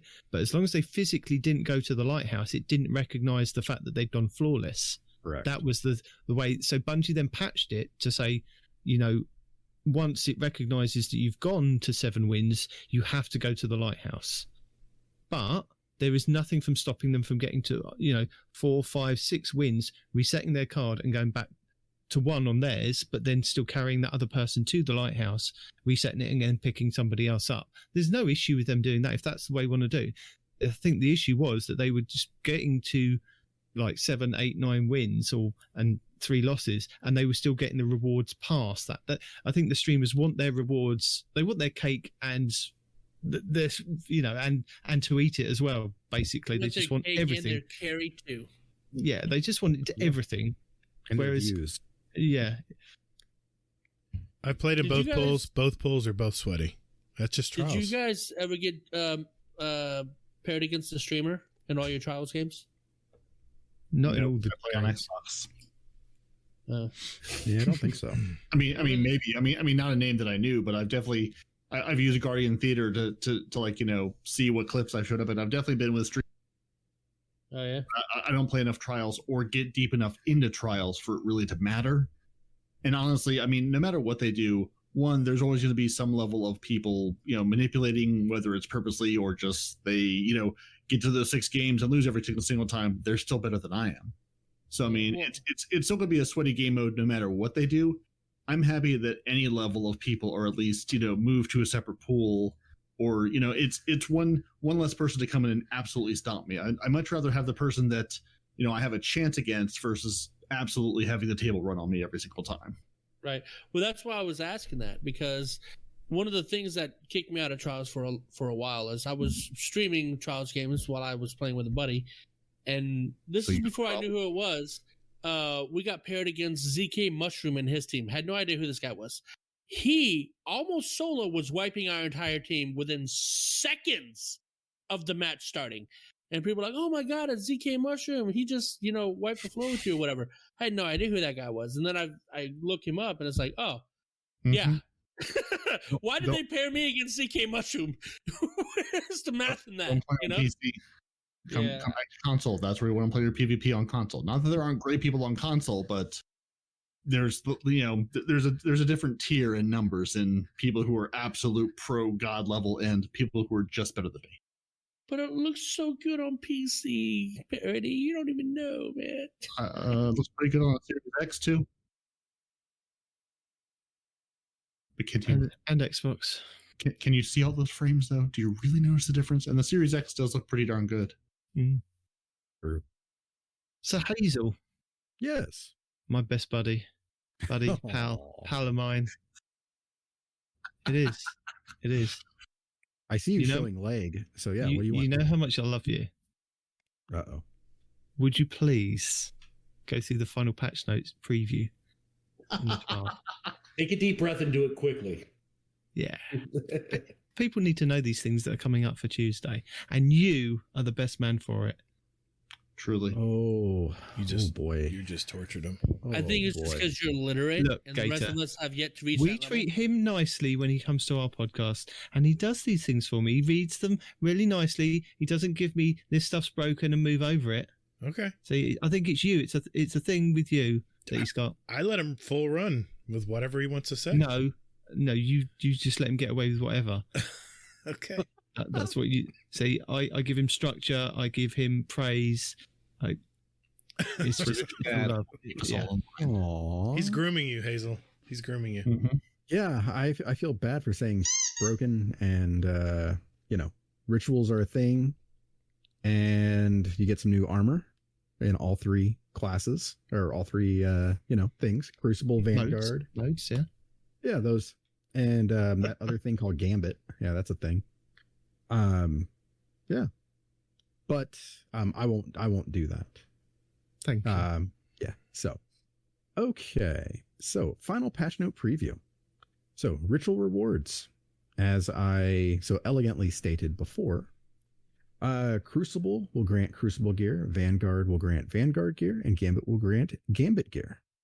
Basically, the ritual playlist rewards will be updated to grant ritual-specific gear, weapons, mods, and armor, and no longer will be granting rewards from the general world pool. Glad to hear that, because that was annoying to me. What do you guys think about that? Just gives you a better chance of getting the weapon you want for the activity you're playing. Mm-hmm. All right. And then engram focusing. as previously stated, is currently only available on Saint 14 and the Drifter for the ritual-specific engrams. World engrams will continue to be granted at major ranks on ritual vendors for just a little variety. Meh. Gambit, Crucible, and Vanguard rituals are receiving updated armor rewards for a new expansion release. And lastly, these share the same base appearance, but have slight differences in decals and coloring to represent each ritual. So, what do you guys think about that armor? I like the look of the Crucible one. Where's my green? I see my snake. Where's You've my got green? a snake, but it's more black and white. If it's not Mountain Dew Put a color, shade on it. Put a shade on it. You'll be fine. if it's not Mountain Dew color, it's not Gambit. I'm sorry. Yeah, I want the Warlock coat. I don't know why the Hunter's wearing a Phoenix, but you know it's Crucible. Have you not met Shax? He's a big fan. It looks like I'm a race car driver without the benefit of having Sparrow Racing. You know, You are a Racing League driver. That's where that outfit's from. All of Crucible is actually just going to be Sparrow Racing and Witch Queen. I'm just glad they have the following armor. That's all I'm going to say to make up for this travesty. No, I kind of like the Hunter armor though. The Warlock just looks dumb. Future War Cult, 100%. Yeah. Yeah. And the Titan, at least the Titan has like the skinny arms. The Titan's got the snake. The Hunter should have had the snake. Put the Phoenix on the Titan. You know what I mean? I know it's the Gambit snake, but Hunters live in the Crucible. That's their native land. Oh, I'm sure that the Hunter will have the snake too. I mean, on the Gambit one. Cloak. But you have to play Gambit for that though. Yeah, that's my thought exactly. Ugh. So, moving on. Returning Crucible maps. Eternity and Vostok return to the Crucible on February 22nd. Woo! I don't know what those maps are! Woo-hoo-hoo-hoo! You can pretend like you're playing Reckoning. I like Vostok. It's about time that one came back. Bigger maps. That's what we need. Yeah, Eternity is a huge map. So wait, isn't Eternity the one that we had in Trials? Like, it's the largest map. Trials of the Nine. It's the largest map. Yeah, largest map the big white map. Mm-hmm. Oh, yeah. Okay. That one I didn't mind it. Yeah, I didn't mind it. It was great for scouts. Yes, which makes me wonder if scouts are going to get powerful next season. I don't know. Well, the seasonal mods got scout rifle mods on it, so yeah, they're going to be like anti-barrier, I think. I thought auto rifle was. That doesn't matter. But yeah, there is a scout rifle mod this coming season, so I'm guessing maybe. I think auto is this season's overload anti-barrier next season. Oh, okay. Yeah, because they talked about it that they retooled that and SMG, so they're going to be more consistent. Oh, that's right. You did. It doesn't take 4 magazines to stun them anymore. Yeah. It's all one magazine. You're doing it wrong. F. Teach me. Okay. So, Eververse. His magazine's 150 rounds. That's why he can say that. And he wears armor that constantly replenishes it. So only 150. Come on, you're not trying. So yeah, Eververse. No changes. There will be new items available, obviously, because Bungie is poor and they need money. And then Bright Dust. No changes there either. But fun fact. Well, actually, just a quick PSA. Last 700 free Bright Dust is out there now, so make sure you get that. Make sure you hopefully you have been getting those every week. If not, sucks to be you. And it's not retroactive, so it's not like you can collect it one week and it'll give you last week's one as well and the previous week. It's literally on a week-to-week basis. You could only have collected it each week as we went along. They want you to sign in every week. Mm-hmm. It's not a problem for most of us, I think. No. Not most weeks. Yep. Let's all say it together. We're here because of our Destiny addiction. I don't know what you're talking about. I'm just fine. You're just here because... I don't have an addiction. I'm fine. Yeah, I'm totally not addicted. I only have 183 bounties saved up. I'm fine. Everything's fine. It's fine. Competition. I actually don't have an addiction, and I think Peroty's right there with me. I just have too much work to have a proper addiction. There you go. But what I really need to know though is there's this little how do you call it, a throwaway that they made some tweaks to that I know someone is going to be very disappointed in what they've done to the beloved throwaway that I know exists in the game, and I think I visited once or twice like 2 years ago and haven't been back since. But I'm sure lots of other people will care about it. Nitedemon, what have they done to the precious throwaway? They fixed it. That's it. No more XP, no more glimmer, no more free things. Can't farm it. Can all farm it. I never understood that anyway. Shirochi is the way to go. Go to the wall, make the wish, teleport to Shirochi. Listen. My buddy Cheese has got a video, and I'll link it in our show notes. And if the other guys want them, the show notes as well. 2 videos this week. Cheese is the other one. He's got another place that you can go and do some XP farming. Oh my god! Yep. So there. So we don't need to worry about the throwaway. But if you worry about the throwaway, Cheese has got you covered. You could just play the game and then. Yeah, we do. Yeah, but I'm saying for us, for those people that haven't got the time. Yeah. Peroty. We're talking to the Kingsley Max who are constantly in the throwaway out there. You guys know what I'm talking about. You've all seen him online when he's not joinable, or he's joinable and he's sitting in the throwaway. We all know he's there. So there you go. Kingsley Max farms the throwaway? That's news to me. I'm sure I've seen him there. Yep. Same. But just do altars and do what Respawn said. Shirochi. That's what I've been doing to grind out some of these triumphs. And bounties and weapon catalysts. Catalysts, yeah. Absolutely. Can you leave your Xbox on overnight and just farm like you can in the throwaway? That would be just AFK. Ridiculous. Yeah, exactly. That was amazing. We play the game. He not play the game properly. And by definition, you going AFK and leaving your character, by definition, you're not playing the game. I haven't done it. I'm just saying, the people that do that. You literally said, we're playing the game. We are. We don't go there. Oh, okay. Peroty's already said he doesn't go there. I haven't been there in years. I don't. No, I have seen Kingsley Mac a lot in orbit. He usually is AFK in orbit. That's because it's kicked him to orbit after that. He said it and go back. Yeah. I haven't been to the throwaway in weeks. So this dude said weeks. Since I finished all my catalysts. Yeah, I don't need to go back. I guess it's better than hours or days, but still. Yeah, I finished my catalyst. I don't need to go back. Why would Respawn. So you wanted to talk about the season pass armor changes? Yeah, I do. Go for it. Yeah, he does. Okay. About time. So, season pass changes.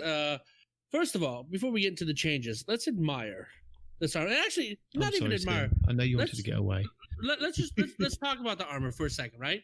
You got the Titans with this really intimidating kind of. Are we talking about the armor, or are we just listening to you talk about the armor? Is this where the dolphin music comes in? No, you guys are going to have feedback because I have something for you guys, right? Okay. You're going to need a picture of the audience. The longer you talk, the longer it takes me. I'm trying to rush through this, dude.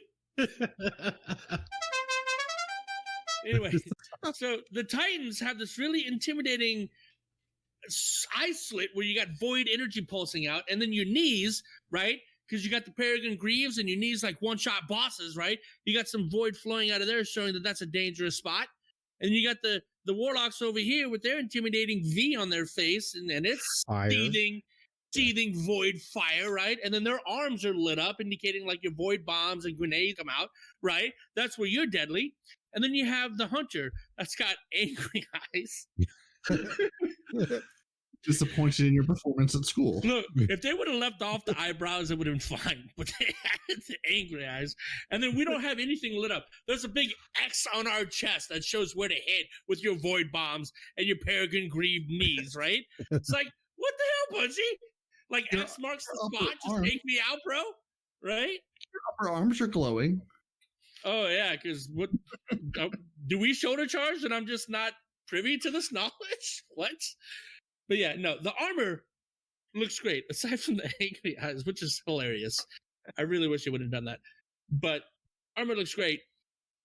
Downside, you can't shade the armor. Armor won't take shaders. Right? And we'll get more into that in a little bit because I think they say it in here. But for right now, season pass changes, right? High stat seasonal armor has been reintroduced. Individual pieces are awarded between ranks 5, 7, which would 57. Be 57 in civilian, and 87. And legendary Ingrams have been replaced with focused Umbral Ingrams. 5 in total, in fact. Each focused to a different armor piece, whether it be arms, legs, chest, class, and head. Or head, sorry. And Umbral Ingrams are tier 2. The Season Pass emblem has been removed, but we have introduced a Season Pass Sparrow. Dope. The Season Pass Scrounger bonus, and that is bonuses which increase seasonally with weapons, armor, drop chances, and ritual activities have been overhauled. The weapon Scrounger bonuses are no longer separated by weapon type or ritual activity. That's good. I really like that. They now apply to both seasonal pass legendary weapons and all activities at once. Very good change. 2 weapon Scrounger bonuses instead of 6. Ooh, I wonder if that's like less overall XP or if it's just like bigger chunks with the 2, like a 6 and a 6 as opposed to like a 2, 2, 2, 2 kind of. I don't know. The first bonus grants the player a small chance to receive the weapons from ritual activities.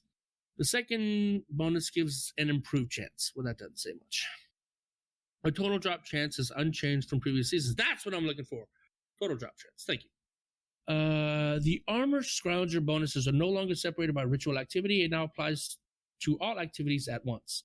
1 armor Scrounger bonus instead of 3. Like the weapon, the total drop chance for each armor piece is, in fact, unchanged. Aside from the emblem, no items have been removed from the Season Pass, only added. A number of rewards, such as Glimmer and Legendary Shards, have been consolidated to make room for high-stat armor. A small amount of upgrade modules have been added. The order some rewards are required has been tuned to accommodate the above changes.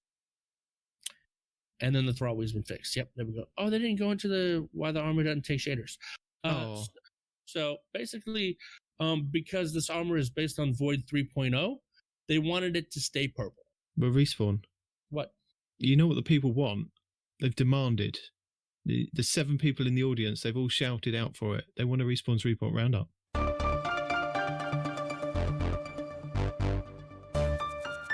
A quick Respawn's Report Roundup. I didn't even see you post any of that stuff, I'll be honest. No, because you thought we were just doing this. A little bit, yeah. Well, you're speculatively telling people stuff that's happening. Why don't you just read them the stuff that's happened? I didn't know we had a thing. All right, here we go. Tripod show. BLK Zard. Am I the only one confused by this? How do motes get drained when you're in the primeval phase? He's talking about one of the patch note changes in Gambit. Imtash says, but when the boss dies, the fight is over. It won't suck the boss back into the void. First of all, Imtash, you're playing that stupid gacha game on the phone. Why do you even have input right now? Just, you go away. You're not a Destiny player anymore. Because he started up another YouTube channel called More Imtash, if you're aware. No. It's all about Destiny. No. He's back. He bailed your body. I know he did. He's back, apparently. No, he's not back. DMG04 says, no. Boss phase is boss phase. This is just a way for the team to continue getting some motes while they try to catch up. So long as the team with the primeval doesn't kill all the blockers. Austin D. Bram. Should we plan to see something like this again before Tuesday? With all the new systems and stuff coming out, I am hoping for a short list, but would love the opportunity to plan ahead if possible. He's referring to Destiny, Bungie Help, saying before Destiny 2, Beyond Light, and Season of the Witch. I'm sorry, Season of the Hunt launch on November 10th. We want all players to be aware of certain issues and information before logging in the first time. DMG replies to Austin saying, yep, player support team is looking to have another thread like that available to read before the launch. Stay tuned at Bungie Help. And for all you guys that have really been wanting this ship, Nitedemon, Destiny Bulletin says, update on the Centurefire exotic ship. Bungie says the ship is not It is not tied to any seasonal reward and is investigating a way to give it to players in the future. All in all, not a bad ship. It's got 2 rear thruster things. Whatever, you can take a look. So did they put a ship into the game as a reward, but didn't tie it to any way to actually earn the ship as a reward? Put it in the game per se. This is apparently it was tied to the end of the season event. Yeah, somebody did note, I think I saw in one of the videos, say that it was tied to the end of the season event, and then suddenly it changed to the description of where you can get these things from. It was suddenly changed to that it wasn't available. So they have changed it, and now they're trying to get out of it the fact that it was or wasn't meant to be the end of the season. Somebody didn't finish the artwork on the ship in time. Or they didn't copy and paste the link that goes, you do this, you get that. Yeah, the little C++ pointer. If this, then that. Bungie help. We have lowered the recommended power level of the Exorcism mission from 1270 to 1170 to help players of lower power levels complete the mission. There you go. Looking out for the new lights. Bungie help. We have adjusted the mods in the Wayfinder's compass at the helm. The mods will rotate every 2 days at the daily reset until the season ends. So, guys, if you're missing mods, every 2 days, looks like February 16th, set 1, 18th, set 2, and the 20th is set 3. And considering how today is February 18th, you've already missed one. We'll probably miss all 3 by the time this comes out. Destiny Bulletin. Bungie has confirmed that the Void Glow on the new Eververse armor will not take shaders. These sets are all about embracing the Void, and it would be kind of weird to see solar blades on a Hunter's chest or an arc shield on the back of a Titan. Oh, so you guys get your shield on your back. Oh, there you go. Nifty. Destiny. Oh, so I wonder what the Warlock is. If Hunters have the knives, Titans have the shield. What the hell does the Warlock have? I don't know. A book. Probably. Destiny Bulletin also says the rest of the armor textures do shade awesomely, including the Hunter eyes. It's pretty fun to mix and match shaders to lean into the Void.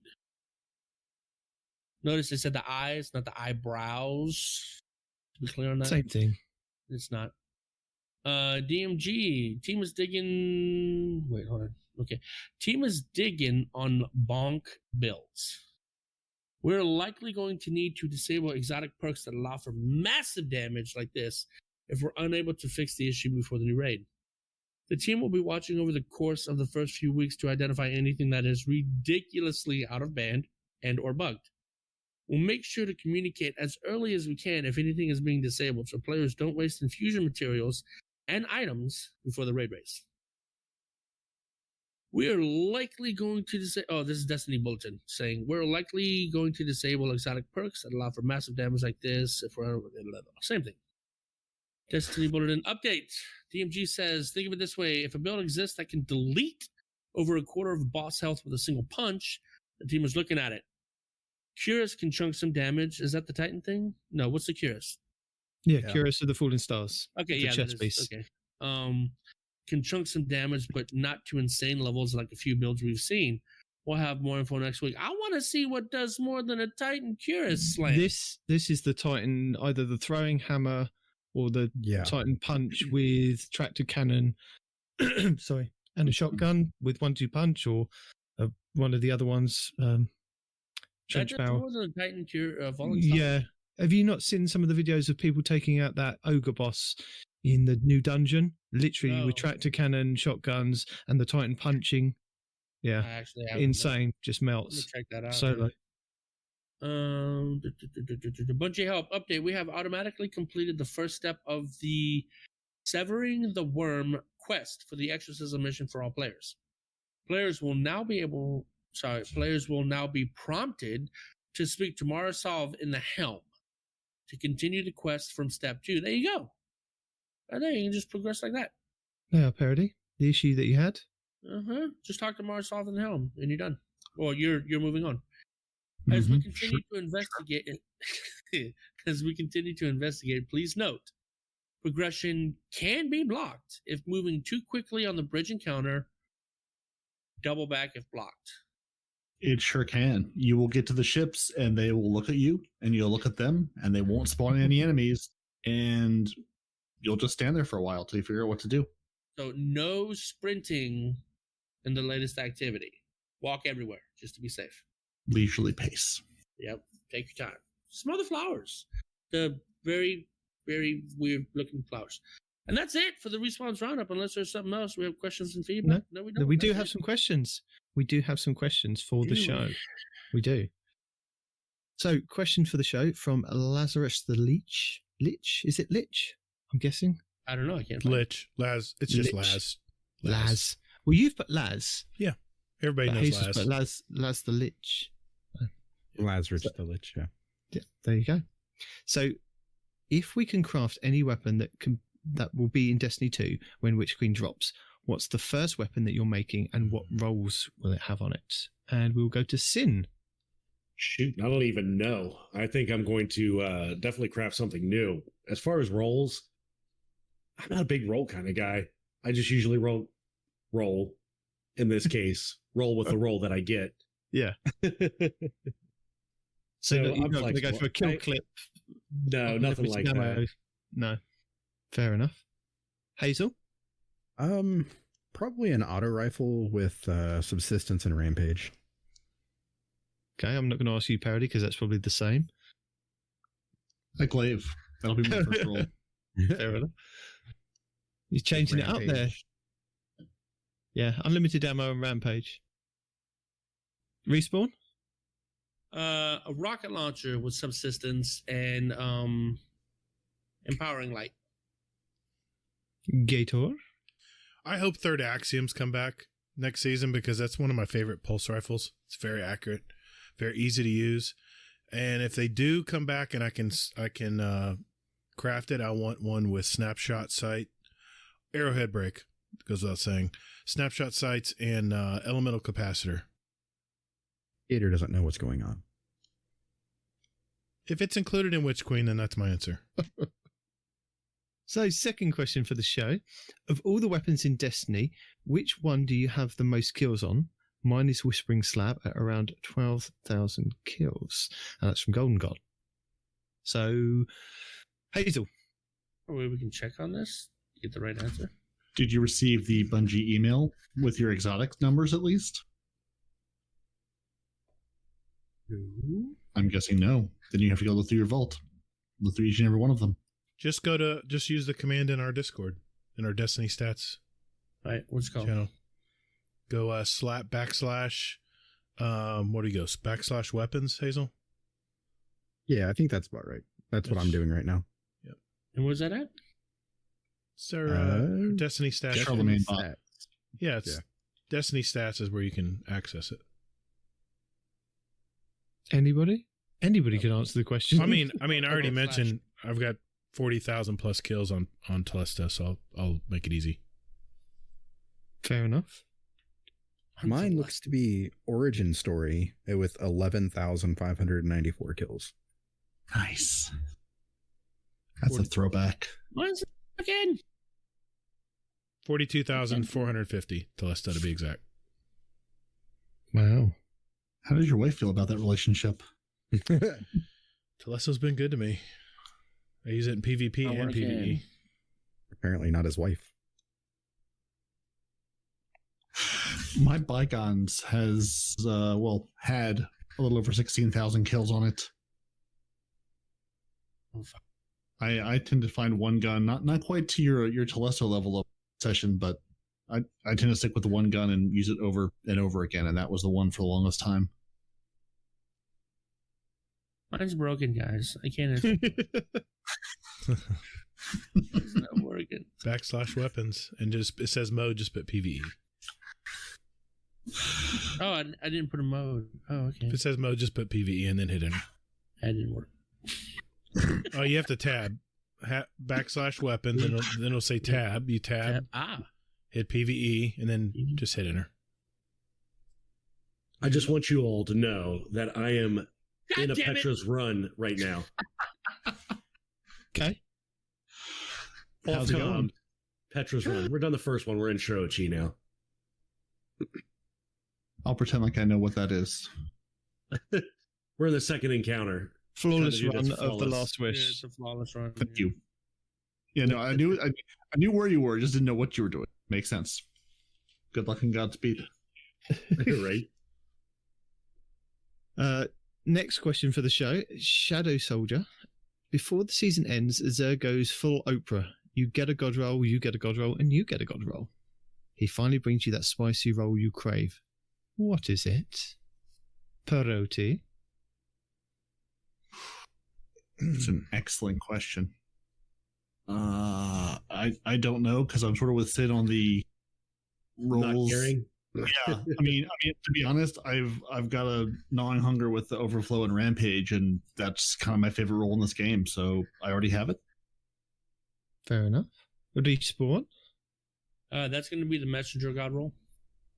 Still fun. Which is Desperado. I have the Desperado. It's the Rapid hit Desperado that I don't have. I'm looking at mine right now. Lovingly. Mm-hmm. F. Gator. What would be your god roll that he brings? Oh man, could it be exotic? Oh, it can't be exotic because they're fixed. I would like to see a Hailing Confusion. It's a pulse rifle from the Europa. Mm-hmm. Yeah, I'd like to see one with elemental capacitor and maybe snapshot sights. You can tell I play PvP. I like snapshot sights. And why elemental capacitor? Because I'm a void lock. I'm a void walker, and it adds 18 to my stability. Yeah, there's a lot of stability. Void. I'm telling you, elemental capacitor. If you're a void lock or a void player, is gives you loads of stability. Yep. Interesting. Yeah, I've got a really. Sorry. No, go ahead. I was going to say I've got a really nice contingency plan with the elemental capacitor and subsistence with a lot of range on it. So it's a lot of range and a lot of stability. So very nice. Who's watching a video in the background? I wouldn't ask Sin if he's in a flawless run right now. No, I have the comms up on the other end. Oh, yes, I have it on my phone. Okay. I just turned it down. I'm not. I have them on mute. I'm doing ad clear on Peroty right now, so I don't have to communicate. Okay. So is there a god roll that you want? No? Don't care? No. Yeah, I don't care about the rolls. Have we asked you, Hazel? Is there anything you like? No. Did you? Of course. Sorry there. I was fixing Respawn's stuff. So he has an answer to the last question or whatever it was. Yeah. For me, it would be the God Roll Messenger too, the rapid hit Desperado. Okay. Respawn. What question are you answering now? Oh no, this was about the most used weapons. Yeah, go on. Yeah. So number 1, Recluse. Number 2, of course, a bow. How many kills on the Recluse? 12,589. Wow. Oof. And the bow is right behind that too. Yeah. Which bow? Arsenic Bite. Best bow in the game. Changed my mind. Best legendary bow. Shut up. Final question for the show from Laz again. How do you feel about the swords at the other half having purposely rare drops than the other one, the Arc sword, its counterpart, the Half Truths? And should there be more ultra rare legendary drops in the game that only drop, let's say, like once in 100 times? So are you a fan of this very rare legendary drops, or do you want everything all the time? Gator? Well, I would say with weapon crafting, we're not going to have to worry about that soon. Not like Fax, and it takes you 10 runs to get. Yeah. Just once I unlock the perk, I unlock the perk. This is kind of like the drop-down menu and collections that I talked about. Oh, except they're just putting it in. They're just putting this drop-down menu in the gunsmith, in the gun crafting machine. But you still have to get the blueprint for the gun, and if it takes you 100 tries to get it, well, oh my god, is that a thing? We'll see. We'll see how often it drops. That'll be the key. Yeah, all you guys were like, "Oh, day one, I'm going to go do this." No, day one, you're going to grind for materials, my friends. No, we got materials. We've got enough Glimmer to buy it now. Glimmer and materials, baby. Know how good Respawn's RNG is. Glimmer is my friend. Yes, Nitedemon, we get it. Yeah, we get it. We got it. Everyone's going to be. Hazel's going to be on the side of the tower going, Glimmer, please. Do you have any glimmer for me, please? Gonna be out there gonna be out there panhandling for glimmer. Anybody got any extra glimmer? Little Oliver. Please, sir, may I have another? Me? Everybody's ragging me for saving ships and glimmer and stuff. I'm like, I'm prepared, man. Yeah, we're ready. We're ready. You have all the money and know where to shop. As Hazel would say, my body is ready. Do that again. No. Peroty? My body is ready. I totally lost track of what the question was. Are you a fan of these like legendaries dropping like very rarely? Whatever. I'm on the Do you with feel Sid. Paul Tassie's pain of the fact that he didn't get his sword the first time he played it? Basically, I don't have that sword. I still don't have it, and I also don't care because I delete most of them. I may have deleted that one before I realized it was. So no, I've probably honestly deleted more god rolls than I've kept because I didn't know they were god roll because it was a weapon type I didn't care about. Fair enough. Respawn, are you a fan of this legendary rareness? No, I want all the things. All the things, all the time. Everybody who's ever seen me try to get something knows how bad my RNG is, so no. I hate RNG. What do you say? Took you 2 to get, or took you 10 to get your Vex? You know how many it took me? And we know how many it took you. There were several podcasts where we documented this. We don't need to go over it again. We're asking Sin whether he prefers the legendary thing. Yeah, I'm okay with a little bit of randomness or a little bit of a little bit of tough to get. It makes it a little more special. It's am I asking for like 100+ runs to get something? No. Am I asking to get on the first run? Easy? No. Somewhere in the middle. 50 runs might be a little too much. I don't know how this good randomness is going to turn out with the legendaries, but I'm okay with them being a little more rare, a little more random. Yeah, I think I'm in agreement with you. I preferred the Destiny when it was rare that you got an exotic drop because you were really excited about that exotic drop. I mean, now I'm getting exotics thrown at me left, right, and center. I can go and buy from Xur. I can buy an extra one from Xur. If I've got a decoder, I can get another one from Xur. It's like, oh my God, the exotics are like just thrown in my face now.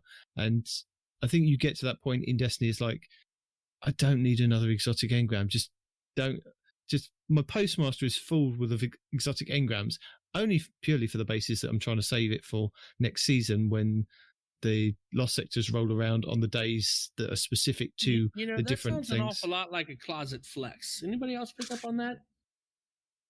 No, just I don't think any of his flexing. Postmaster full of engrams. Full of all this flexing is out in the open. We know this. I don't see any problem here. No, because you're probably in the same boat as me, aren't you? Look, I love getting exotics. So stop giving me that Aeon BS. You know what I'm saying? The Aeons are good. Yeah, Aeons are good. You don't need 100,000 of them. All right. No. I mean, there's a whole loot pool of exotics. But don't forget, that's what you can do. So if you do get an exotic engram and it goes to your postmaster, you can open it on the day that there's it was the master lost sector, wasn't it? Hopefully next season when they change over to being the one and only lost sector, if it's a lost sector day that is dropping the exotic that's new for your class, hopefully you should be able to go to the postmaster, pick up one of your exotic engrams, and it will turn into the exotic because it doesn't know whether it dropped on that day or a previous day. So you should be able to kind of store up your exotics in your postmaster to do that. Also, another trick that I learned this week from another video that I can't remember who posted it was that you can actually, if you've got your engrams filled up, so if you've got like Umbral engrams, you've got Prime engrams, and or Trials engrams filled up in your actual personage, your player, you could then play Iron Banner and get Iron Banner engrams to drop and go to your postmaster, and they're called Iron engrams. So you can actually store up Iron engrams as well as exotic engrams in your postmaster. So just be careful if you're storing up like your exotic shards as well in their enhancement prisms, like I am. It's just like, it's a game to game basis of quick check the postmaster. Do I need to go to the tower and decrypt an Umbral engram to move one out of there to get then save that I've got Iron engrams as well. There's a lot of work that goes into this end of the season. I tell you, I'm busier now than I was at the beginning of the season. It's been fun. Same here. Lies. What? Hmm? What do you mean? Are you saying I'm not busy because I'm not like hoarding bounties and? I think that's exactly what he's saying. He's saying you haven't put in the work. Oh, wow. Okay. Wow. See? Huh. See how the tide turns, Hazel? See how it turns. Okay. All right. I got what I wanted from you. You read some stuff. That was it. Do you have do you have Conqueror by chance? Nope. We play PvP, Hazel. We play PvP. I wouldn't mind a Conqueror. I'll look down on you then. It's okay. No, Nitedemon wants everything. He wants to complete everything in this game, own everything, have everything, and check every box there is. He is a completionist. Yeah. So yes, he wants his Conqueror very badly. You should bring me and a Nitedemon through that Lake of Shadows before the reset. Yeah, I'm willing. That would be fun. No, I've done Lake of Shadows. So that's the problem. I've done the easy ones. Okay. To do the Conqueror, so it's the harder ones that I need to. Ask me how many I've done. How many have you done? 0. Same number I have. Yep. High five, Peroty. Do you have a catch-up node on your Nightfalls, or you can actually access them? Because I sure didn't. No, I don't care. I can tell you though, that ship that I was searching for, the Great Beyond, I did get it this week. It took me about 20 runs to get, but I got it in the end. I'm very happy for you. I was very happy for me as well. Does it sit proudly in your vault? No, it sits proudly on my Titan, which is where it dropped for. That cuts into your Iron Long live the Queen. Sorry, Respawn? Long live the Queen? Question mark? Yeah. Still Series Destiny Collection? Question mark? Uh-huh. Okay. But I think that's it for questions and possibly the end of the show. It's been a pretty short show this week, I think. Yeah. Yeah, it's only been 3 hours. 50 I mean, it's light compared to some of your other shows. We're over. Yeah, this is par for the course for us. We're over. We're over now. That's all right. People are going to want to hear some content before Witch Queen drops. So it'll be fun. A little over. Just a little. I don't know. Just some. I don't know what Sin's going to do because he doesn't release shows like this. No, I'm not editing. I'll clean it up the best I can for you, Sin. So who's going to close the show? Who would like to close the show? Gator, have you prepared something? Or do you want Peroty to let Peroty make up something on the spot? Let Peroty do it. He loves making things up on the spot.